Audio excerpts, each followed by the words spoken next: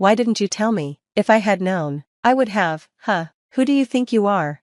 I don't care about an old man turning 60. How can anyone make good decisions at that age? What a joke. I've only had feelings for you since we got married, but now, I don't feel anything anymore. I'm Nancy, my husband, Max, and I raised 2 kids together. Recently, our youngest turned 18. Raising kids for over 20 years wasn't easy, but having them helped me stay strong. I'm really thankful for their support. Max supported our kids too, and for that, I thought he was a good husband, until one day, everything changed. I came home early from work one afternoon and heard Max and our son, Aaron, talking and laughing inside. Hey, now that I'm 20, I think we can start what we planned. Yeah, I've been thinking the same thing. We're father and son, after all. When should we tell her? I'll bring it up this weekend. I'm so excited. I wonder what she'll do. She'll probably cry and beg me to stop. When will Abby be my new mom? She's ready whenever. Then I'll just divorce her. They were laughing, not realizing I was standing right outside the door, listening. I was shocked. I thought our family was happy, but they were talking about me like I wasn't even there, planning a divorce and talking about a woman named Abby. Was she Max's mistress? How long had they been planning this? I didn't know how to react. My phone had somehow started recording their conversation. I quietly left the house. Outside, I saw a mother with a small child. It made me feel so sad. Did Aaron hate me too? If it was just Max, I could handle it, but now my own son was part of this plan, and he was so casually talking about Abby, Max's mistress. I couldn't help but wonder how many times they had all met without me knowing. I called my daughter, Melanie, right away, desperate for some comfort. The phone rang twice before she answered. Hi, Melanie, are you okay? What's wrong, Mom? Your voice sounds weird. I'm just at the usual cafe near our house. Okay, I'll be right there. Melanie has always been independent, even as a child. She never asked for money when she went to college, and now that she's working, she takes care of herself. She rushed to meet me at the cafe, just like always. Mom, what's going on? I hesitated, not sure whether to tell her the truth. Could this have something to do with Dad? I thought so. I wasn't ready to explain everything, so I asked her something instead. Is there anything I've done wrong as a mom? Anything you don't like? Why are you asking that, Mom? I just thought, now that Aaron's an adult and I can focus on myself, maybe I should look at my own life. Melanie stared at me, confused. Mom, there's nothing wrong. I'm really grateful for you. You and Dad worked hard, but it was mostly you, Mom, who did everything for me and Aaron. Really? What about your dad? He worked too. Well, he worked, but that's just what he was supposed to do. You did everything else. Melanie was right. Max had never really helped with family life, other than going to work. She had pointed out how little he had participated in raising us. What's going on with you and Dad? Tell me everything. I'm not a kid anymore, and maybe I can help. Melanie wanted to know what was going on with Max and Aaron. I'm in shock, I said. Yeah, me too. Well, what are you going to do about it? I guess I'll have to get a divorce. Yeah, I think that's the best option. Let me hear the recording. I didn't want to, but Melanie insisted, so I played the recording for her. I can't forgive them for this. Mom, we need more proof. A recording alone isn't enough. I'll ask a friend to help us. For now, stay at my place tonight, okay?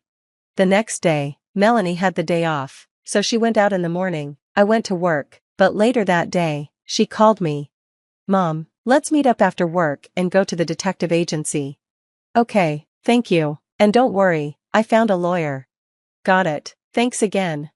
Melanie quickly made sure everything was set up for the divorce. After work, I met her at the detective agency. Okay, you'll have 3 days to get the evidence, the detective said. Got it. From what I hear in this recording, your husband has no idea how serious this is, but are you ready for whatever happens next? Yes, divorce is the only choice. I just want it to go as smoothly as possible. Understood, I'll do my job. The detective said it would take 4 days to gather everything, but I was called back in 2 days. 1 day of spying was enough to get everything we need, he said with a sly smile. Okay, thank you. I looked at the evidence the detective gathered. Max wasn't even trying to hide his affair. There were pictures of him walking around with his mistress, holding hands. Some of the photos were shocking, but they showed the truth. I took the evidence to the lawyer I had an appointment with. The female lawyer told me she had been through a similar experience. Her husband had also betrayed her, just like Max had betrayed me. She laughed in disbelief when she saw the evidence, saying it was just as bad as it seemed. She assured me that I would not only get alimony but also a severe punishment for Max. It was a busy and overwhelming week. During this time, I got a large alimony payment and finalized the divorce. Melanie and I went to my in-laws' house to show them the truth. I'd be lying if I said I didn't feel sad. My in-laws had always been kind to me, but they needed to see all the evidence. My father-in-law, Albert, was really angry, and my mother-in-law, Sarah, was completely shocked. Well, of course, this is how it would be. Nancy, I never thought our foolish son would do something like this at his age. I'm so sorry, I can't believe he's my son. Disgusting. Thank you for your time today. With this evidence, I've decided to divorce him. I just wanted to let you know. I agree, no wonder you're divorcing him. Grandpa, it's not just him, Aaron is just as bad. Melanie played the recording of Max and Aaron to my in-laws, and they were both stunned. After Aaron said he wanted to go to graduate school, I'm not going to support someone who disrespects others like this, Albert said. Sarah nodded in agreement. Nancy, if you divorce him, come visit us whenever you can. You're like a daughter to us now. Don't worry, Max will never step foot in this house again. Thank you. You and Albert are like real family to me. I couldn't hold back my tears. My in-laws had always been so kind to me, and I loved them deeply. Knowing they would disown their own son to support me made me feel better, even though I knew this meant I wouldn't see them as often once I divorced Max. The next day, I confronted Max and Aaron. I went home with Melanie and my lawyer. Max hadn't contacted me even once in the 4 days I was gone, which told me everything I needed to know about how he felt. Who's here? Max asked when we arrived. This is Nancy's lawyer. Her name is Natalie. Her lawyer? You're here for the divorce, huh? Yeah, I want a divorce, but I'll take whatever comes from it. Aaron was acting cocky, as usual. This is perfect, you'll get your quick divorce. Alimony, right? You can pay for that, can't you, Dad? Max yelled as if Aaron's comment pushed him over the edge. Yeah, I suppose so. At least it saves me from explaining everything to her. Right, too bad Abby isn't here though. Wait, how do you know about Abby?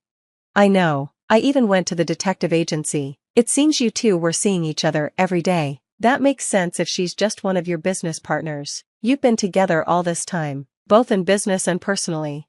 Oh, I see, so you know about Abby. Well, since you know everything, it's simple. I don't want a mother like you. You're just a plain, old woman. I want a young, beautiful mother like Abby. Are you serious? Do you really not understand who helped you get here? Huh? It was Dad, obviously. Mom did all the hard work, running the house and doing everything else. Melanie, how can you talk about your father like that? Max shouted. Huh? I don't even see you as my parents anymore. Besides, Aaron called Mom that person too. Why is it okay for him but not for me? I've always hated how you always disagreed with everything. And how can I respect you as a parent when you're chasing after a woman 20 years younger than you? If you were single, I wouldn't care, but you have a family. That's creepy. Max couldn't say anything back to Melanie since she was right. Dad, enough. Let's get him out of here and invite Abby over, Melanie said. Right, let's sign the divorce papers. I took out the divorce papers I had prepared and handed them to Max. He seemed surprised, but Aaron pushed him to sign them. We're asking for $140,000 in alimony and property division. The joint property is worth $50,000, and the alimony is $40,000. Based on your income, this is reasonable. Just pay it, Dad. Abby will take care of it. Okay. Max transferred the $140,000, and I filed the divorce papers with the government office. We didn't need to use the evidence from the detective agency in the end. I was just glad we were able to get the divorce on our own terms. Hey, Mom, can you give me the data? Okay, but what are you planning to do with it? Don't worry, I won't use it for anything bad. I decided to let Melanie use the data, even though I had no idea what she was up to. A week later, I started receiving furious phone calls from Max. After work, I answered one of his calls, and he sounded livid. What does this mean? What are you talking about? You knew everything, didn't you? About what? About Abby. Oh, yes, but which part are you referring to? The part where you and your son, Aaron, are both dating Abby? Or the part where Abby, the supposed CEO's daughter, is a lie? Max fell silent. It's really weird and disgusting that a father and son are both dating the same woman. Shut up, I got fired from my father's company. Well, of course, it's all your fault, and I can't even get in touch with Abby now. She got fired too, you know. Well, of course, she was involved with a married man while working, and she even embezzled money from the company. Why didn't you tell me? If I'd known, I would've. Who do you think you are? You're just some old man about to turn 60, and you can't even make a decent decision. What a shame. I don't feel anything for you anymore. I haven't since we got married. I ended the call and blocked Max's contact, but Aaron kept calling me nonstop that day too. Hi, Mom, Grandpa won't help me with my tuition fees. You deserve it. Ask your father. He gave all his money to Abby, now I can't even reach her. I couldn't help but laugh. Well, she's upset about the money she embezzled. She only sees her father as a money tree. You probably gave all the money you made from your part-time job to her too, right? You're such a jerk, Aaron, laughing while your own kid is in trouble. Yes, I'm a jerk, and I take half the blame for how you turned out, but I did you a favor by divorcing your father. Now pay for your tuition. If you're an adult, that's your responsibility. Yeah, it's my responsibility, but I'm your mother, and I'm not giving you any money. I hung up, but I didn't block Aaron's contact. I hoped that one day, after he reflected on everything, we might talk again. Later, I found out that Aaron had gotten a job and seemed to have left his father. My parents-in-law informed me that Max was missing. He had often gone to their house to ask for money, but now he had disappeared. I'm almost 60, and I want to live a healthy life from now on. Plus, my grandchild is on the way. My second life is just beginning. 20 years younger? Wow, the husband must be the real challenger. I can't believe he and his son were both seeing the same woman at the same time. They've both been caught by a gold digger. I hope he truly reflects on his actions, and the money they took from him was supposed to be for his tuition. Thanks for watching until the end. Don't forget to subscribe. See you in the next video. The polished mahogany table felt cold beneath my clammy hands. Mr. Nichols, our family lawyer for longer than I'd been alive, cleared his throat, the sound echoing too loudly in the stuffy room. And to my granddaughter Naomi, he read, his voice a dry rustle of old paper, I bequeath the entirety of my residual estate. My breath hitched. Gran. She'd always said, "This is for you, Naomi, for your future. Don't let anyone tell you different." My name is Naomi, by the way. And for a fleeting second, a tiny, fragile bird of hope fluttered in my chest. A fresh start. A way out from under my father's suffocating scrutiny. Then Julian, my father, chuckled. It wasn't a warm sound, it was the kind of chuckle that always preceded a pronouncement, usually one designed to put me in my place. He leaned forward, resting his elbows on that cold, expensive table, his eyes, so like mine, yet so much colder, fixing on me. That familiar condescending smirk played on his lips. I knew that smirk. It had haunted my childhood, my teenage years, every small achievement he'd managed to belittle. "Well, that's very generous of dear old mother," he said, his voice smooth as silk, yet laced with something sharp. "Of course, Naomi, you understand that a sum of this magnitude requires careful management," I frowned. "I understand, Dad. Gran always said she trusted me." "Oh, darling," he said, the darling like a verbal pat on the head. "Trust is one thing, prudence is another. You're young, well, you're not exactly known for your financial acumen, are you?" My Uncle Clay, sitting beside him, shifted uncomfortably, but said nothing. He just stared at a spot on the table, his jowls quivering slightly. He always did what Julian told him. Always. "So," Julian continued, his smirk widening, "Clay and I have discussed this at length with Mr. Nichols. For your own protection, of course, the inheritance will be placed into a secure trust. Clay will be the primary trustee. He knows best how to handle your money, darling. He has a knack for these things." The air rushed out of my lungs. "A trust? But Gran wanted me to have it." My voice was small, shaky. I hated how weak I sounded. "And you will, in a manner of speaking, Julian said, waving a dismissive hand.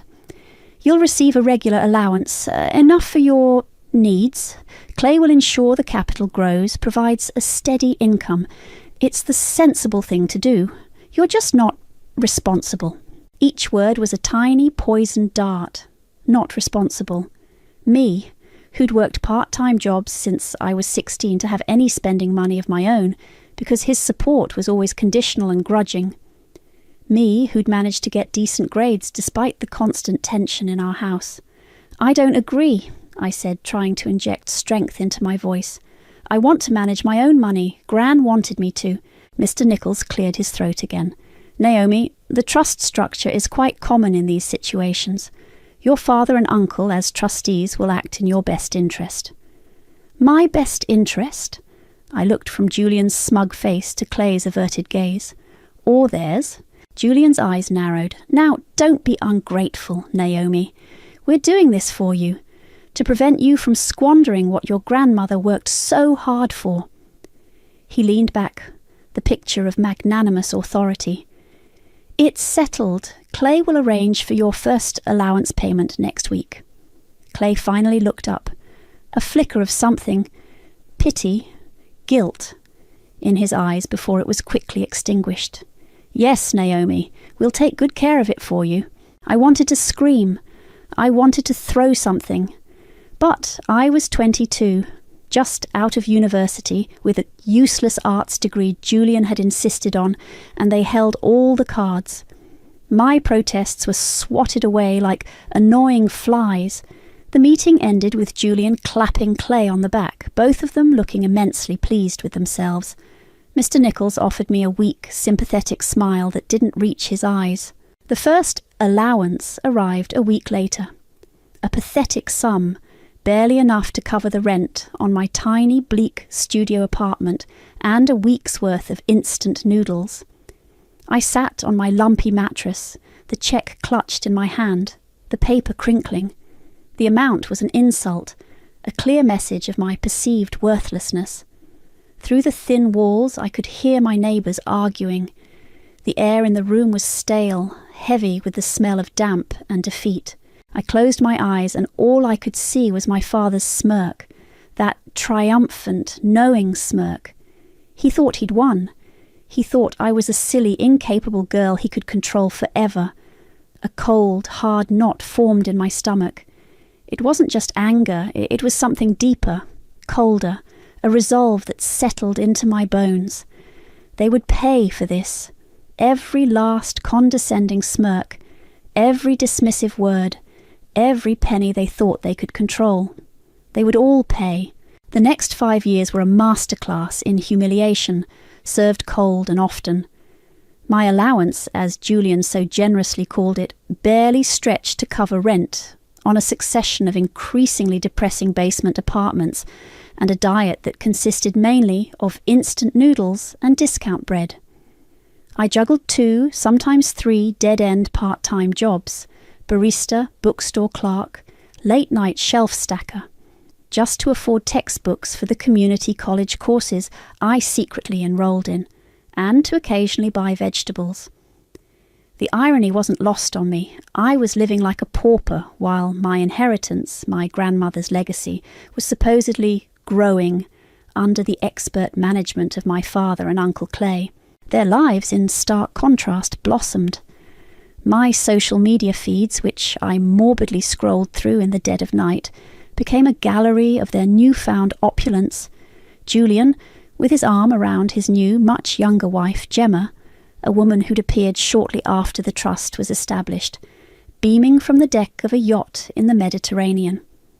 Uncle Clay grinning beside a gleaming new sports car, the kind he'd only ever dreamed of. Lavish dinner parties at Julian's renovated house, Gemma dripping in jewels, raising a champagne flute in a toast, her captions full of hashtags like "Pasht Blessed" and "Oi Living Our Best Life," all I knew with a sickening certainty, funded by trust income. Our phone calls were rare and excruciating. Julian would adopt a tone of strained paternal concern. "Are you managing, Naomi? Eating properly? Clay tells me the investments are doing wonderfully. You should be grateful." Gemma, if she was on the line, would chime in with a saccharine, "We do so worry about you, dear. It must be so challenging." The unspoken "for someone like you" hung heavy in the air. Each word was a fresh stab, a reminder of their betrayal and my powerlessness.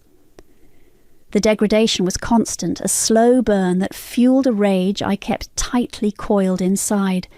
I learned to smile weakly, to murmur vague assurances, to end the calls as quickly as possible before the bitterness choked me. One evening, after a particularly grueling shift where a customer had screamed at me for 5 minutes because his latte wasn't hot enough, I sat in my cramped room, the smell of stale coffee clinging to my clothes. I was tired, bone-achingly tired, but the anger was a live wire. I wouldn't just get mad, I'd get even. That night I filled out the application for a competitive MBA program, focusing on finance. It was a long shot, my academic record was patchy, my funds non-existent, but the thought of their faces when I finally confronted them was a powerful motivator. Against all odds, weeks later, an acceptance letter arrived.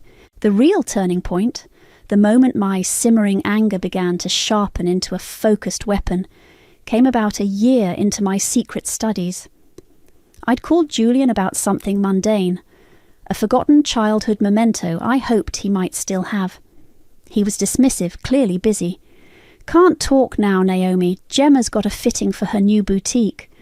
Big launch party next month."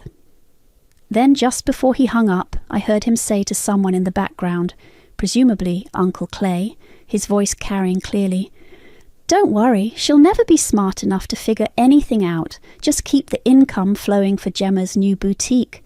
It's keeping her happy." He didn't even bother to make sure I'd hung up. The casual cruelty of it, the utter contempt in his voice, stole my breath. Gemma's boutique. So it wasn't just holidays and cars. They were siphoning off funds for her vanity projects. My grandmother's money, meant for my future, was being used to stock designer handbags for a woman who probably thought fiduciary duty was a brand of perfume. That night, sleep was impossible. The image of Gemma, preening in her new shop, funded by my stolen legacy, burned behind my eyelids. My resolve, already firm, solidified into something unbreakable, something diamond hard. They thought I was stupid. They thought I was weak. They were about to find out just how wrong they were. The MBA program was a beast.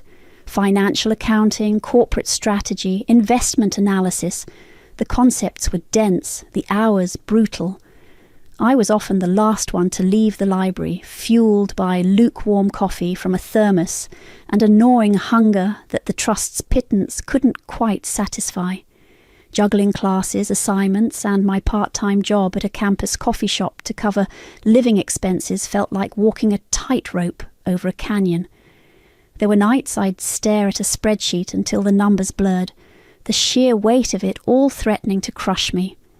Loneliness was a constant companion, a shadow clinging to me as I navigated a world so far removed from the one Julian and Gemma inhabited. It was during a late-night study session hunched over a corporate finance textbook that I met Phoebe. She was just as stressed, just as caffeine-dependent, but she had a quick wit and a surprisingly sunny disposition despite the academic pressure. "You look like you're about to declare war on that textbook," she'd said, offering me half of her sandwich. We became fast friends, study partners, and eventually she became the only person I trusted with fragments of my story. Her outrage on my behalf was a balm, her unwavering belief in me a lifeline. One afternoon in Professor Davies's ethics class, he was lecturing on fiduciary duties, the legal obligation of one party to act in the best interest of another. "A trustee," he'd said, his gaze sweeping the room, "holds a position of immense trust and responsibility. Mismanagement or self-dealing is not just unethical, it's a serious breach." A spark ignited in my mind. It was more than a spark. It was a flare, illuminating a potential path through the darkness of my situation. Armed with this new understanding, I began requesting the annual trust statements. Mr. Nichols' office would send them over, always a few weeks late, always with a curt cover letter. They were professionally printed, full of jargon and deliberately vague. Portfolio growth, management fees, investment service charges. The numbers seemed designed to obfuscate rather than inform. But with my growing financial literacy, I started to see patterns. The management fees paid to Clay were consistently high, suspiciously so. The investment service charges were astronomical for a portfolio that, according to their own bland summaries, was delivering only modest returns. My requests for more detailed breakdowns for specifics on these charges were met with condescending brush-offs from Uncle Clay, usually via email, CCing Mr. Nichols. "Naomi dear, these are standard industry practices. Very complex. Best leave it to the professionals." Or, "The trust is performing well. No need to concern yourself with the minutiae." Julian, if I dared to bring it up with him, would simply laugh. "Still playing at being a businesswoman, are we? Focus on your studies, darling." Their dismissiveness only fueled my suspicion. There was something they weren't telling me, something hidden beneath the glossy veneer of those statements. Then, one evening, while procrastinating on a particularly difficult derivatives assignment, I started digging, not into the trust directly, I knew they'd have that locked down, but into Gemma. Public business registries were a goldmine. It didn't take long to find it. Gemma's Chic Boutique LLC registered a few months after the trust was established. And then, the kicker, a record of a significant capital injection into the LLC, listed under private equity placement. The source wasn't named, but the timing, the amount, it lined up too perfectly with a large, vaguely described alternative investment withdrawal on one of the earlier trust statements. My blood ran cold, then hot. This wasn't just them skimming the income, living large on the dividends. They were dipping into the principal. My grandmother's hard-earned money, the core of my inheritance, was being funneled into Gemma's frivolous business venture, a vanity project. The rage that had been a simmering ember now roared into a conflagration. They weren't just careless, they were actively plundering it. Getting my hands on the full original trust deed felt like a covert operation. I called Mr. Nichols' office, affecting a slightly ditzy, overwhelmed student persona. "Mr. Nichols, hi, it's Naomi. I'm so sorry to bother you, but for one of my university assignments, a really boring hypothetical case study, I need an example of a trust document. I was wondering if I could possibly get a copy of, mine." There was a pause, then his secretary, a flustered woman named Doris, said she'd have to ask. An hour later, she called back. "Mr. Nichols said it's highly irregular, Naomi, but as it's for your education, you can pick up a copy." I could almost hear Julian's voice in the background, probably telling Nichols to humour the silly girl. The document was a brick, pages and pages of dense legalese, clauses and sub-clauses designed to intimidate and confuse. I spread it out on my small desk, the cheap particle board groaning under its weight. For weeks, it became my obsession. Between classes, during my lunch break at the coffee shop, late into the night, I pored over every line. My textbooks on trust law and financial regulations became my constant companions. I cross-referenced terms, looked up precedents, highlighted sections until the pages were a riot of yellow and pink. Phoebe would find me asleep at my desk, face pressed against a particularly convoluted paragraph about trustee liabilities. "You're going to give yourself an aneurysm," she'd say, gently shaking me awake. Meanwhile, Julian, Clay and Gemma seemed to be escalating their spending. Perhaps they sensed the 5-year review period for the trust. The vow echoed in the silence of my tiny, bleak apartment. They will all pay. But saying it was one thing, surviving long enough to make it happen was another. The next 5 years were a masterclass in humiliation, served cold and often. My allowance, as Julian so generously termed it, was a cruel joke. It barely covered the rent on a succession of increasingly depressing basement flats, each with its own unique collection of peeling paint and questionable stains. Instant noodles became a food group. I learned to tell the difference between a dozen brands, rating them by how little they tasted like cardboard. Discount bread, often a day or two from expiring, was a treat. To supplement the pittance, I worked and worked. Barista shifts starting at dawn, smelling perpetually of burnt coffee. Retail jobs where I folded sweaters for hours, smiling vacantly at rude customers. Late-night shelf stacking in supermarkets, the fluorescent lights buzzing over my head like angry insects. Each job was a dead end, each paycheck a reminder of how far I had to climb. My hands were perpetually rough, my back ached, and sleep was a luxury I couldn't always afford. Meanwhile, my phone, a cheap second-hand model, became a window into their glittering world.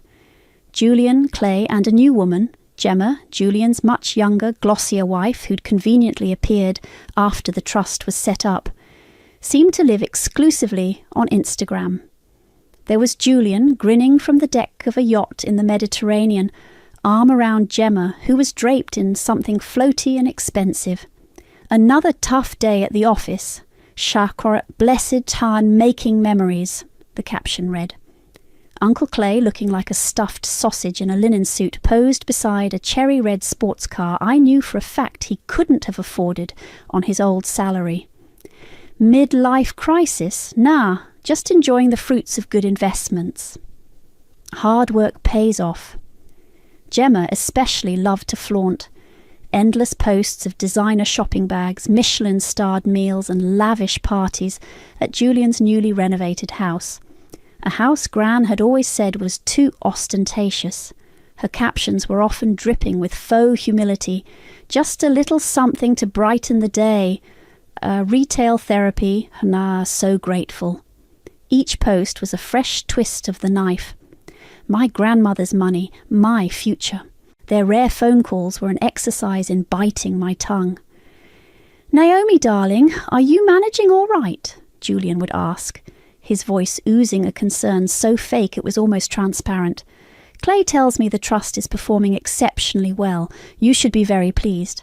"Oh, yes, Dad, thrilled," I'd reply, staring at a leaking pipe in my current hovel. Gemma would sometimes get on the line, her voice like honey mixed with arsenic. "We do so worry about you, sweetie. It must be so challenging for you, all on your own. Are you eating properly?"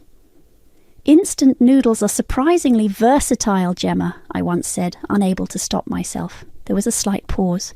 "Oh, well, as long as you're happy, dear." Happy. The word felt like a foreign language. The constant degradation, the casual cruelty, the sheer obliviousness. It all swirled inside me, a toxic brew. But it didn't break me. It did the opposite. It forged something hard and sharp within my core. One particularly bleak evening after a customer had thrown a lukewarm coffee at me because it wasn't artisanal enough, I sat on my lumpy mattress, the smell of cheap coffee and righteous indignation clinging to me. I looked at my reflection in the cracked mirror. Tired eyes, pale skin, clothes that had seen better days.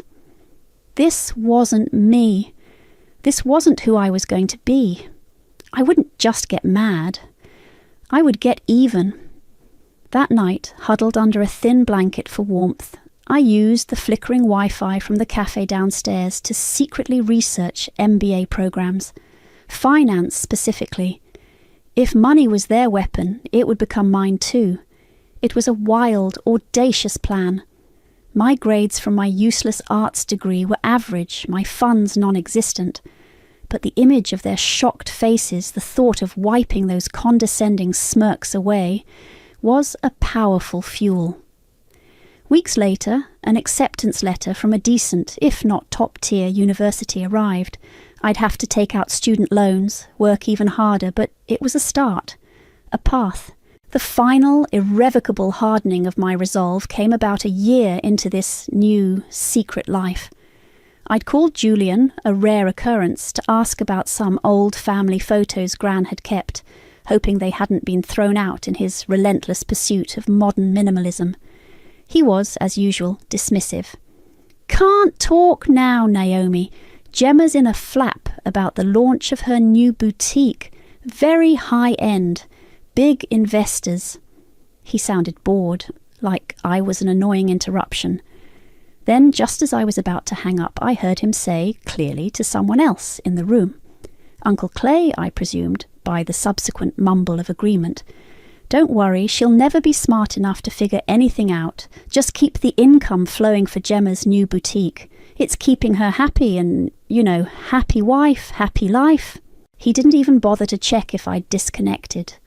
The casual, brutal dismissal, the confirmation that my inheritance was actively funding Gemma's vanity project. Smart enough. He thought I was an idiot. The line went dead, but his words hung in the air, cold and sharp. My breath caught in my throat. A chill snaked down my spine, but it wasn't fear. It was ice, pure, unadulterated, vengeful ice. "Oh, I'm smart enough, Dad," I whispered to the empty room. "You just wait and see." The MBA program was a relentless beast. Financial accounting felt like learning a new language, one spoken entirely in spreadsheets and balance sheets. Corporate strategy involved dissecting case studies of failed companies, a grim but educational pastime. Investment analysis made my head spin with talk of derivatives, alphas, and betas. I was often the last person to stumble out of the university library, eyes gritty from staring at a screen, my backpack heavy with textbooks that cost more than my monthly food budget. My part-time job at the campus coffee shop, though a step up from previous gigs, meant early mornings and the constant smell of espresso clinging to my clothes. There were nights I'd fall asleep face down on my notes, a half-eaten bowl of instant ramen cooling beside me, the sheer exhaustion of physical weight. "You look like you're about to wage a one-woman war against that discounted cash flow model," a voice said one evening. I jumped, nearly knocking over my lukewarm coffee. A young woman with bright pink streaks in her dark hair and an amused smile stood by my table in the near-empty library. "Sorry, didn't mean to scare you. I'm Phoebe. We have advanced corporate finance together." "Naomi," I managed, rubbing my eyes. "And yes, I think the DCF model is winning." Phoebe pulled up a chair. "Tell me about it. I swear Professor Armitage enjoys watching us suffer." She offered me a piece of her chocolate bar. Survival rations. That was how I met Phoebe. She was sharp, funny, and refreshingly down-to-earth. We started studying together, quizzing each other, complaining about impossible assignments. Slowly, cautiously, I started to let my guard down.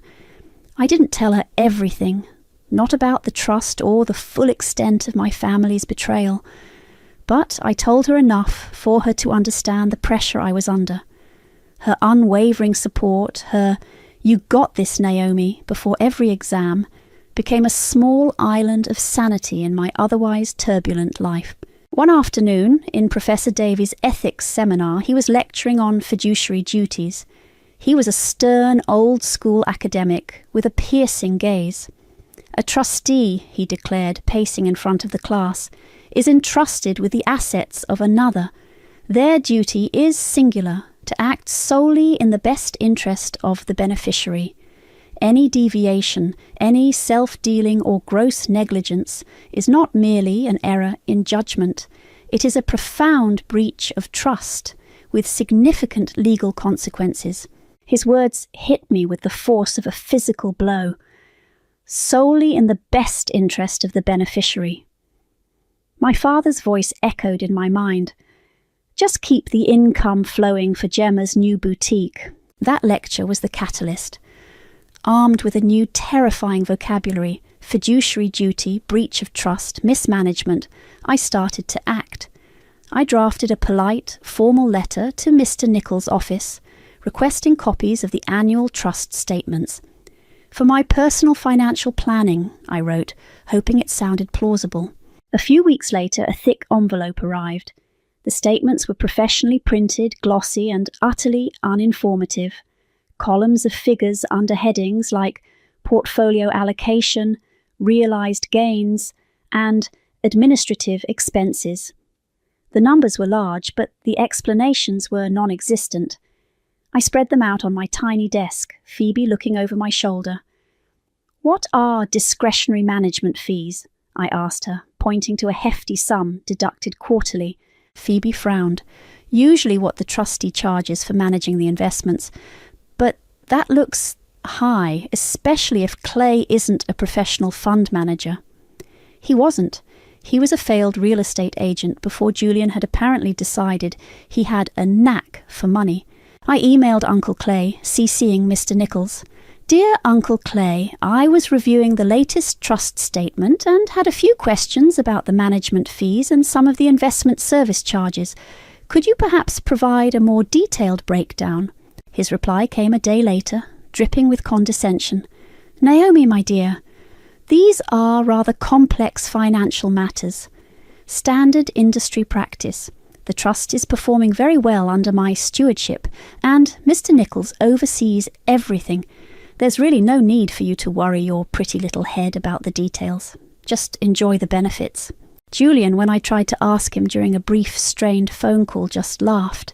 "Still playing at being a financial whiz, are we? Honestly, Naomi, some people just aren't cut out for numbers. Leave it to the experts." Their dismissiveness was like waving a red flag at a bull. If it was all so standard, so above board, why the secrecy? Why the patronizing tone? One evening, fueled by cheap coffee and righteous anger, I decided to do some digging beyond the opaque trust statements. If they were funneling money, where would it go? Gemma's boutique. It was a long shot, but I typed Gemma Butler business registration into a search engine. It didn't take long. Public records for new businesses were surprisingly accessible. Gemma's Chic Boutique LLC, registered just a few months after Gran died. My heart began to pound. I kept digging, sifting through online databases, business registries, anything I could find. And then I saw it. A filing related to the boutique's initial capitalization. Under sources of funding, alongside a small business loan, was a very large, very specific sum listed as private equity placement. I scrambled back to the trust statements from that first year. My eyes scanned the investment activities section, and there it was, a withdrawal of an almost identical amount, vaguely categorized as strategic allocation, private venture capital. My breath hitched. I stared at the screen, the numbers blurring. It wasn't just income they were spending. It wasn't just lavish holidays and new cars from the profits. They had taken a huge chunk of the principal, my grandmother's actual savings, the core of my inheritance, and invested it in Gemma's ridiculous, overpriced shop. A wave of nausea washed over me, followed by a surge of icy rage so intense it made me tremble. They weren't just living off the interest, they were actively draining the well. This wasn't mismanagement, this was theft. The discovery about Gemma's boutique lit a fire under me. I needed more than just vague statements and public records. I needed the source document, the blueprint of their betrayal, the original trust deed. Getting it from Mr. Nichols, however, required a performance. I called his office, pitching my voice a little higher, injecting a note of hapless student confusion. "Doris, hi, it's Naomi. So sorry to bother you again." Doris was Mr. Nichols' long-suffering, slightly scatterbrained secretary. "You know that university assignment I mentioned? The one on trust law? Well, my professor, he's a real stickler for details, and he said I need to analyse an actual trust instrument, not just a summary. I was wondering, and this is probably a huge ask, if I could possibly get a copy of, the full deed for Gran's trust. Just for the hypothetical case study, of course. I promised to be super careful with it." There was a long pause filled with the rustling of papers on Doris's end. "Oh dear, that's highly unusual, Naomi. Mr. Nichols keeps those documents very secure. I know, I said, trying to sound apologetic and a little desperate. It's just Professor Armitage is really strict, and I'm worried about my grade. It would be such a massive help. Let me speak to Mr. Nichols, she said finally. I can't promise anything. An hour later, my phone rang. It was Doris. Well, Naomi, she began, her voice still hesitant. Mr. Nichols said, well, he said it's against his better judgment, but seeing as it's for your education, and you are the beneficiary, he's authorised me to provide you with a copy. You can pick it up this afternoon. But he stressed it's for academic purposes only. I could almost hear Julian's voice in the background of that decision, dismissing me. Let the girl play with her papers. What harm can she do? Oh, Doris, thank you. Thank Mr. Nichols for me. You're lifesavers, I gushed, laying it on thick. The document they handed me was a tome. Seriously, it was nearly an inch thick, bound in a stiff blue cover, filled with page after page of dense, impenetrable legalese. Clauses, sub-clauses, codicils, riders. It was designed to make your eyes glaze over, to make you give up and just trust the experts. I carried it back to my tiny apartment like it was a sacred text and a ticking bomb, all in one. For weeks that trust deed became my world. I spread it out on my small wobbly desk, the cheap particle board groaning under its weight. My MBA textbooks on contract law, trust administration and financial regulations were piled beside it. Highlighters in yellow, pink and orange lay scattered like fallen soldiers. I read every word, every sentence, sometimes 10 times over. I looked up legal terms I didn't understand, cross-referencing them with online legal dictionaries and my textbooks. Phoebe would often find me asleep at my desk, my cheek pressed against a particularly convoluted paragraph about trustee powers and limitations. Naomi, you're going to give yourself an aneurysm, she'd say, gently shaking me awake and pushing a cup of coffee into my hand. What are you even looking for? A loophole, I'd mumble, still half asleep. A way out or a way in. Meanwhile, Julian, Clay and Gemma seemed to be accelerating their spending spree. It was as if they sensed some invisible clock ticking down. Gemma's Instagram was a relentless barrage of conspicuous consumption. A new diamond bracelet, just a little Tuesday treat, just sparkle. A weekend trip to Paris, catching the last of the autumn leaves, Chacun, City of Love. And then the pièce de résistance, a post featuring her and Julian, clinking champagne glasses with the Eiffel Tower glittering behind them. The caption read, "Counting down the days to our amazing anniversary trip to Monaco, Julian is spoiling me rotten with a bonus from the Trust's excellent performance this year. So grateful for his financial wizardry. Monaco-bound, our anniversary goals, our trust fund baby, almost." The wink emoji felt like a personal insult. My trust, my grandmother's money, their excellent performance was my dwindling inheritance. The 5-year mark for the trust was approaching, a point at which, according to the initial vague explanations, there might be some sort of review. Perhaps they were trying to extract maximum value before then, thinking I was still the naive girl they'd dismissed 5 years prior. Late one night, fueled by stale coffee and a growing sense of desperation, I was on page 47, section D, subclause T. My eyes were burning, the words starting to swim.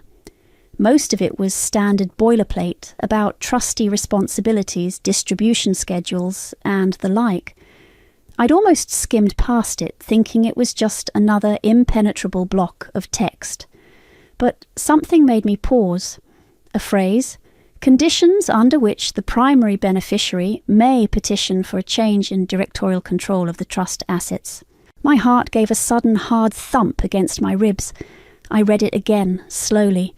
Such conditions to include, but not be limited to, demonstrable gross negligence or misconduct by the appointed trustees, or the attainment by the primary beneficiary of recognised professional financial certifications and qualifications deemed sufficient by an independent arbiter to demonstrate capacity for prudent financial management. My breath caught in my throat. I reread the last part. Attainment of recognised professional financial certifications, my MBA, the finance specialisation, the extra courses I was considering in portfolio management. My hand, holding the highlighter, was trembling. I carefully drew a line under the entire subclause. Could this be it? A tiny, almost invisible escape hatch, buried deep within the legal jargon, a clause they had clearly overlooked or dismissed as irrelevant for someone like me. A slow smile spread across my face. It wasn't over, it was just beginning. That subclause became my North Star. Attainment of recognised professional financial certifications. It wasn't just a vague aspiration anymore, it was a specific, actionable target. My MBA was a solid foundation, but the wording recognised professional financial certifications hinted at something more, something industry standard that would be undeniable. I threw myself into researching the most respected certifications in finance, the CFA, the CFP, anything that screamed competent and qualified. It meant an extra layer of intense study on top of my already demanding MBA finals. My tiny apartment became a fortress of textbooks and practice exams. Sleep became a rumour. Phoebe, bless her, turned into my personal drill sergeant and cheerleader. "Okay, question truck 512, she'd say, peering at a flashcard. "Explain the efficient market hypothesis and its 3 forms." "Weak, semi-strong, and strong," I'd recite, pacing my tiny room. "Weak form says past prices don't predict future prices." She'd grill me for hours, then make me tea and tell me I was a rock star. "You're going to ace these, Naomi, and then you're going to..." Well, whatever it is you're planning, it's going to be epic. She still didn't know the full details, but she knew enough to sense the monumental stakes. I passed my MBA exams with distinction, a small, sweet victory that tasted like freedom. Then, one by one, I tackled the certifications. Each exam was a multi-hour marathon of complex calculations and ethical dilemmas. Each pass certificate that arrived in the mail was another stone in the foundation of my plan. With my MBA diploma and the first couple of certifications in hand, I decided to subtly probe Mr. Nichols. I scheduled a brief phone call, ostensibly to ask about the upcoming 5-year review of the trust. "Just wondering if there's anything I need to prepare, Mr. Nichols? Any paperwork?" "Oh, no, Naomi, my dear," he said, his voice avuncular and dismissive. "Just a formality, really. Clay and your father handle all the substantive matters. We'll send you a summary report, as usual." Then I casually dropped it in. I was rereading the trust deed for that university project I mentioned, and I came across a rather interesting clause about the beneficiary potentially taking a more active role if they had certain financial qualifications. Section D, I think it was. Is that something that ever happens? There was a distinct pause on the other end of the line. "Ah, yes," Mr. Nichols said, a little too quickly. "Highly theoretical, that clause, Naomi. Very, very rarely invoked. Not really applicable to your situation, I wouldn't think. The current arrangement is serving you very well." His dismissive tone, the way he brushed it off as highly theoretical, told me everything I needed to know. He either genuinely hadn't considered its power, or, more likely, Julian had instructed him years ago to downplay it, to ensure I never saw it as a viable option. My suspicion that he was more than just a negligent old lawyer, that he was firmly in Julian's pocket, solidified. He wasn't just incompetent, he was complicit. The final piece of the puzzle, the one that lit a fire under me to accelerate everything, arrived not through my own digging, but through sheer dumb luck. or perhaps a tiny act of rebellion from a stressed-out secretary. An email landed in my inbox. The subject line was FWD Urgent Trust Restructuring Options. It was from Doris, Mr. Nichols' secretary. The body of the email simply said, "Julian, please see attached memo from Mr. Nichols RE, our discussion. Let me know your thoughts. Clay." Attached was a confidential memo from Mr. Nichols to Julian and Clay. My blood ran cold as I read it. Further to our conversation regarding the upcoming 5-year review and the potential for unforeseen claims or challenges from the beneficiary, the memo began, I have outlined several options for restructuring the trust. These amendments would serve to further protect the trust assets and solidify current directorial control, limiting the beneficiary's capacity to interfere with or alter the established management structure. They were trying to lock me out permanently. They must have gotten wind of my MBA, or perhaps my polite inquiries had spooked them. They thought I was still the clueless girl, easily fobbed off. They were moving to change the rules of the game before I even had a chance to play.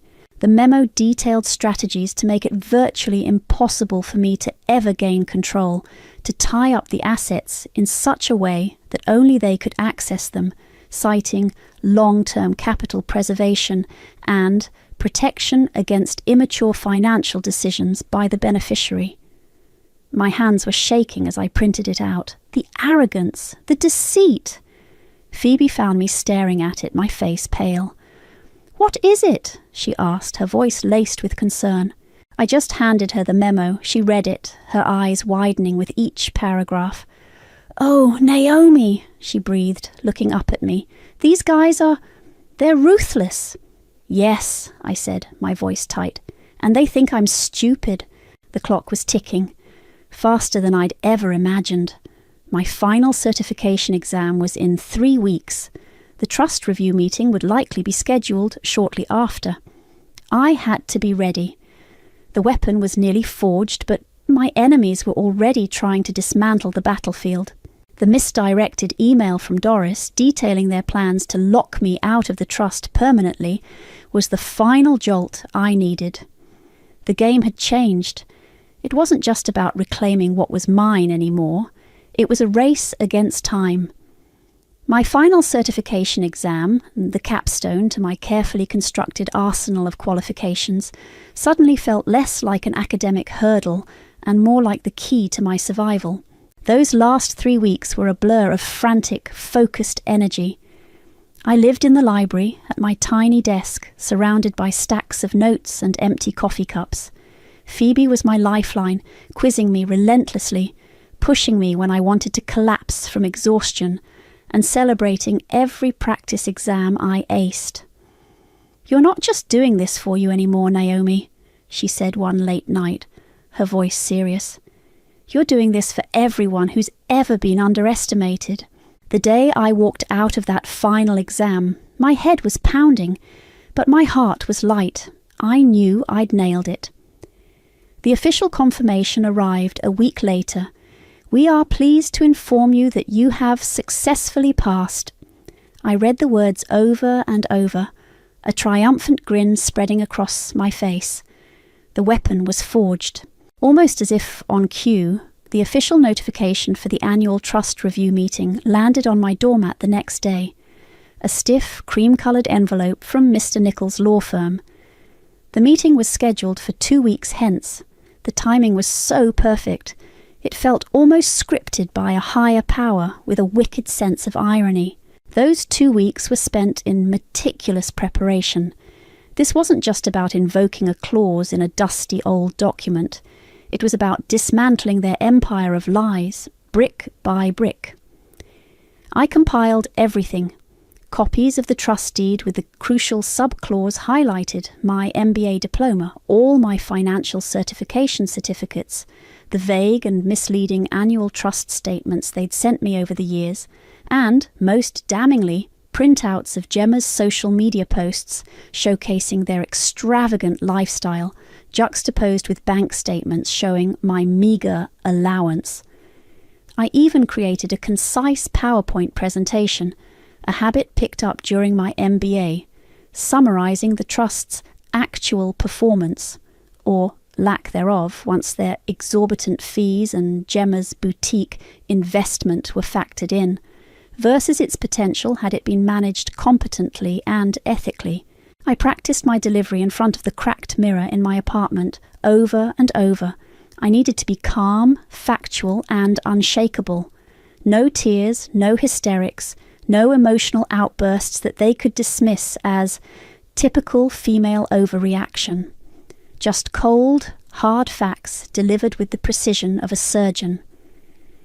"Good afternoon, gentlemen," I'd say to my reflection. "And Gemma, thank you for convening this meeting. I have a few points I'd like to raise regarding the administration of the Trust. Phoebe helped me pick out an outfit. We stood in front of my tiny, overflowing closet, which mostly consisted of worn-out student clothes and barista uniforms. Nothing in here screams I'm about to financially disembowel my duplicitous family," Phoebe declared, hands on her hips. We ended up at a consignment store where we found a perfectly tailored dark grey pantsuit and a crisp white blouse. It was simple, professional, and made me feel about 10 feet tall. "That's the one," Phoebe said, nodding approvingly. "That says, 'I am no longer the girl you knew. I am your worst nightmare, and I have spreadsheets.'" The night before the meeting, I stood in front of that mirror again, wearing the suit. The transformation was startling. The tired, struggling student who had lived on instant noodles and righteous anger was still there, under the surface, but the woman looking back at me was different. Her eyes were clear, her jaw set. There was a quiet confidence in her stance, a steely resolve that hadn't been there before. This was Naomi Burke, MBA, certified financial professional, ready for war. My phone buzzed. It was Julian. My heart gave a nervous flutter, then settled. "Naomi, darling," his voice oozed that familiar false paternal warmth. "Just calling about tomorrow. Don't you worry your pretty little head about a thing. Just a formality, as always. Clay and I have it all handled. Wear something nice, but there's no need for you to get involved in the boring details. We'll be in and out." I took a slow, steadying breath. "Oh, I wouldn't miss it for the world, Dad," I replied, my voice cool and even. "And actually, I'll be very interested in the details this year." There was a slight pause on his end, a fractional hesitation before he chuckled, a little too loudly. "All right then, darling, see you tomorrow." He hung up. That tiny pause, that flicker of surprise in his usually unflappable demeanour, was more satisfying than I could have imagined. He had no idea what was coming. The boardroom at Mr. Nichols' law firm was exactly as I remembered.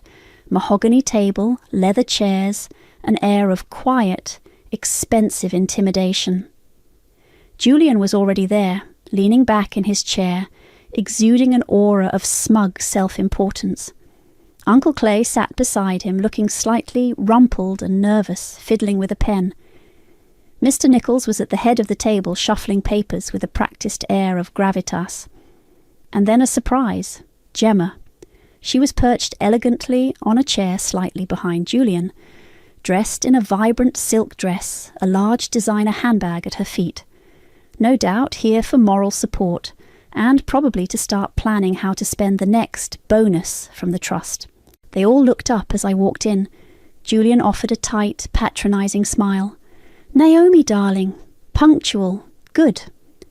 Gemma gave me a little wave, her eyes flicking over my new suit with a flicker of something I couldn't quite decipher. Surprise? Disdain? I took the empty seat opposite them, placing my slim briefcase on the table. "Good morning, Julian. Uncle Clay, Mr. Nichols, Gemma." Mr. Nichols cleared his throat. "Well, shall we begin? As you know, Naomi, this is the annual review of the trust established by your grandmother. Julian and Clay, as trustees, will provide a brief overview of its performance over the past year." Julian nodded, taking centre stage. "Indeed. And I'm pleased to report, Naomi, that despite some market volatility, Clay has managed to secure solid returns. Very solid. The capital is secure and the income stream remains robust. He gestured vaguely towards Clay. Clay mumbled, "Yes, quite robust. We've been very prudent." He avoided my gaze. They launched into their usual vague summary, filled with financial jargon they clearly expected me to not understand, painting a picture of diligent stewardship. I let them talk for a few minutes, watching their confident expressions, Gemma's occasional encouraging nod to Julian. Then when Julian paused for breath, I calmly interjected. "Excuse me." All eyes turned to me. Julian frowned slightly. "Yes, Naomi?" "Before we go any further," I said, my voice steady, "I have a few things I'd like to present." I opened my briefcase and took out a slim folder. Firstly, for the record, I'd like to note that I recently completed my Master of Business Administration with a specialization in finance. I slid a copy of my diploma across the table, and subsequently I have attained the following professional financial certifications. I laid out the certificates one by one, CFA, CFP. Copies for your records, of course. A stunned silence fell over the room. Julian stared at the documents, his smirk faltering. Clay's jaw literally dropped.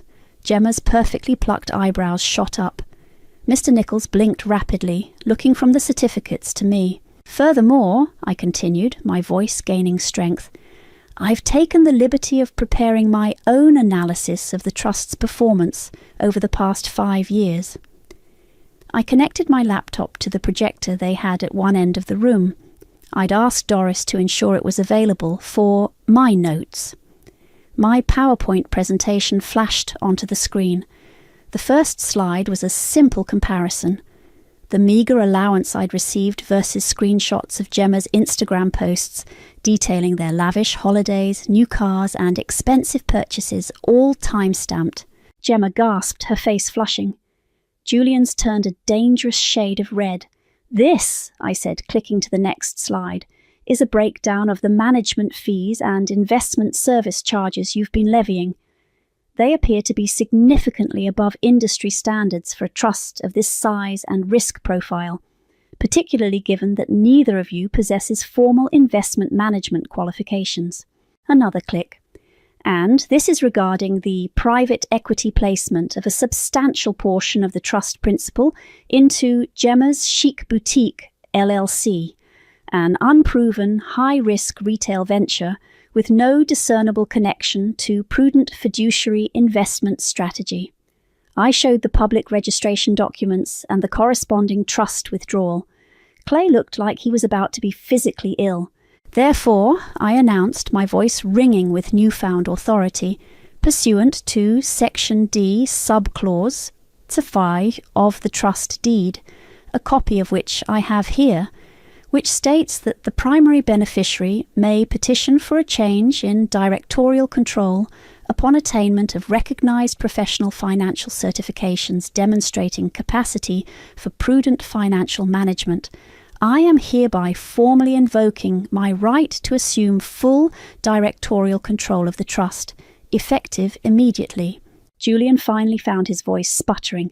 "Now, see here, Naomi, this is outrageous. You can't just—" "Actually, Father," I cut him off coolly, "I can. The language is quite clear." I pushed a highlighted copy of the trust deed towards Mr. Nichols, whose face had gone pale. "Perhaps you should re-familiarize yourself with the terms your firm drafted." Then I delivered the final blow. "And furthermore, I'd like to draw your attention to Section E of the same deed concerning gross fiduciary misconduct, a section you all clearly overlooked. It stipulates that in cases of demonstrable mismanagement, self-dealing or fraudulent activity, not only can the trustees be removed, but there is also provision for the clawback of misappropriated funds from the personal assets of said trustees.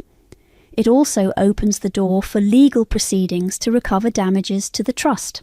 The colour completely drained from Julian's face. Clay made a choking sound. Gemma looked like she'd seen a ghost. Mr. Nichols was shuffling his papers, his hands trembling, suddenly looking terrified. The silence in the room was absolute, thick with their shock and dawning horror. Julian started to bluster again. This is preposterous. I won't allow—" "It's already in motion," I said calmly.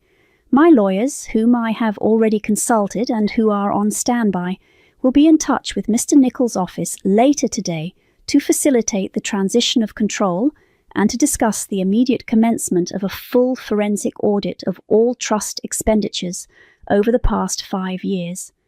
I stood up, gathering my papers, my composure absolute. The trust and my grandmother's legacy are finally in capable hands. Mine. I turned and walked out of the boardroom, leaving them in a tableau of stunned, horrified silence. The war wasn't just won. It was a rout. The silence I left behind in that boardroom was, I imagined, quickly replaced by panicked shouting and bitter accusations.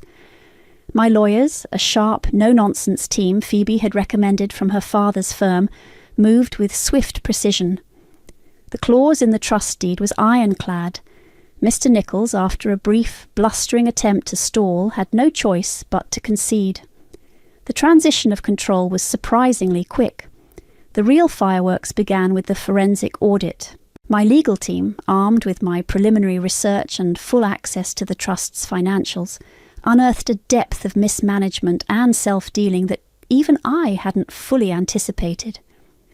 Gemma's boutique, it turned out, wasn't just a vanity project. It was a financial black hole, hemorrhaging money that Julian and Clay had kept reinvesting from the trust to keep it afloat, and Gemma happy.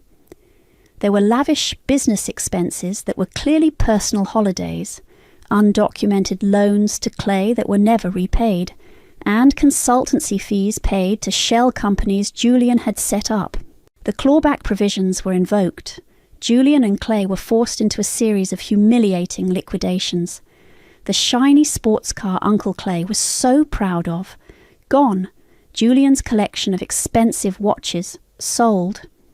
Gemma's boutique stripped of its designer stock, most of which was on consignment anyway, it turned out, was shuttered, its chic facade now papered over with 4 lease signs.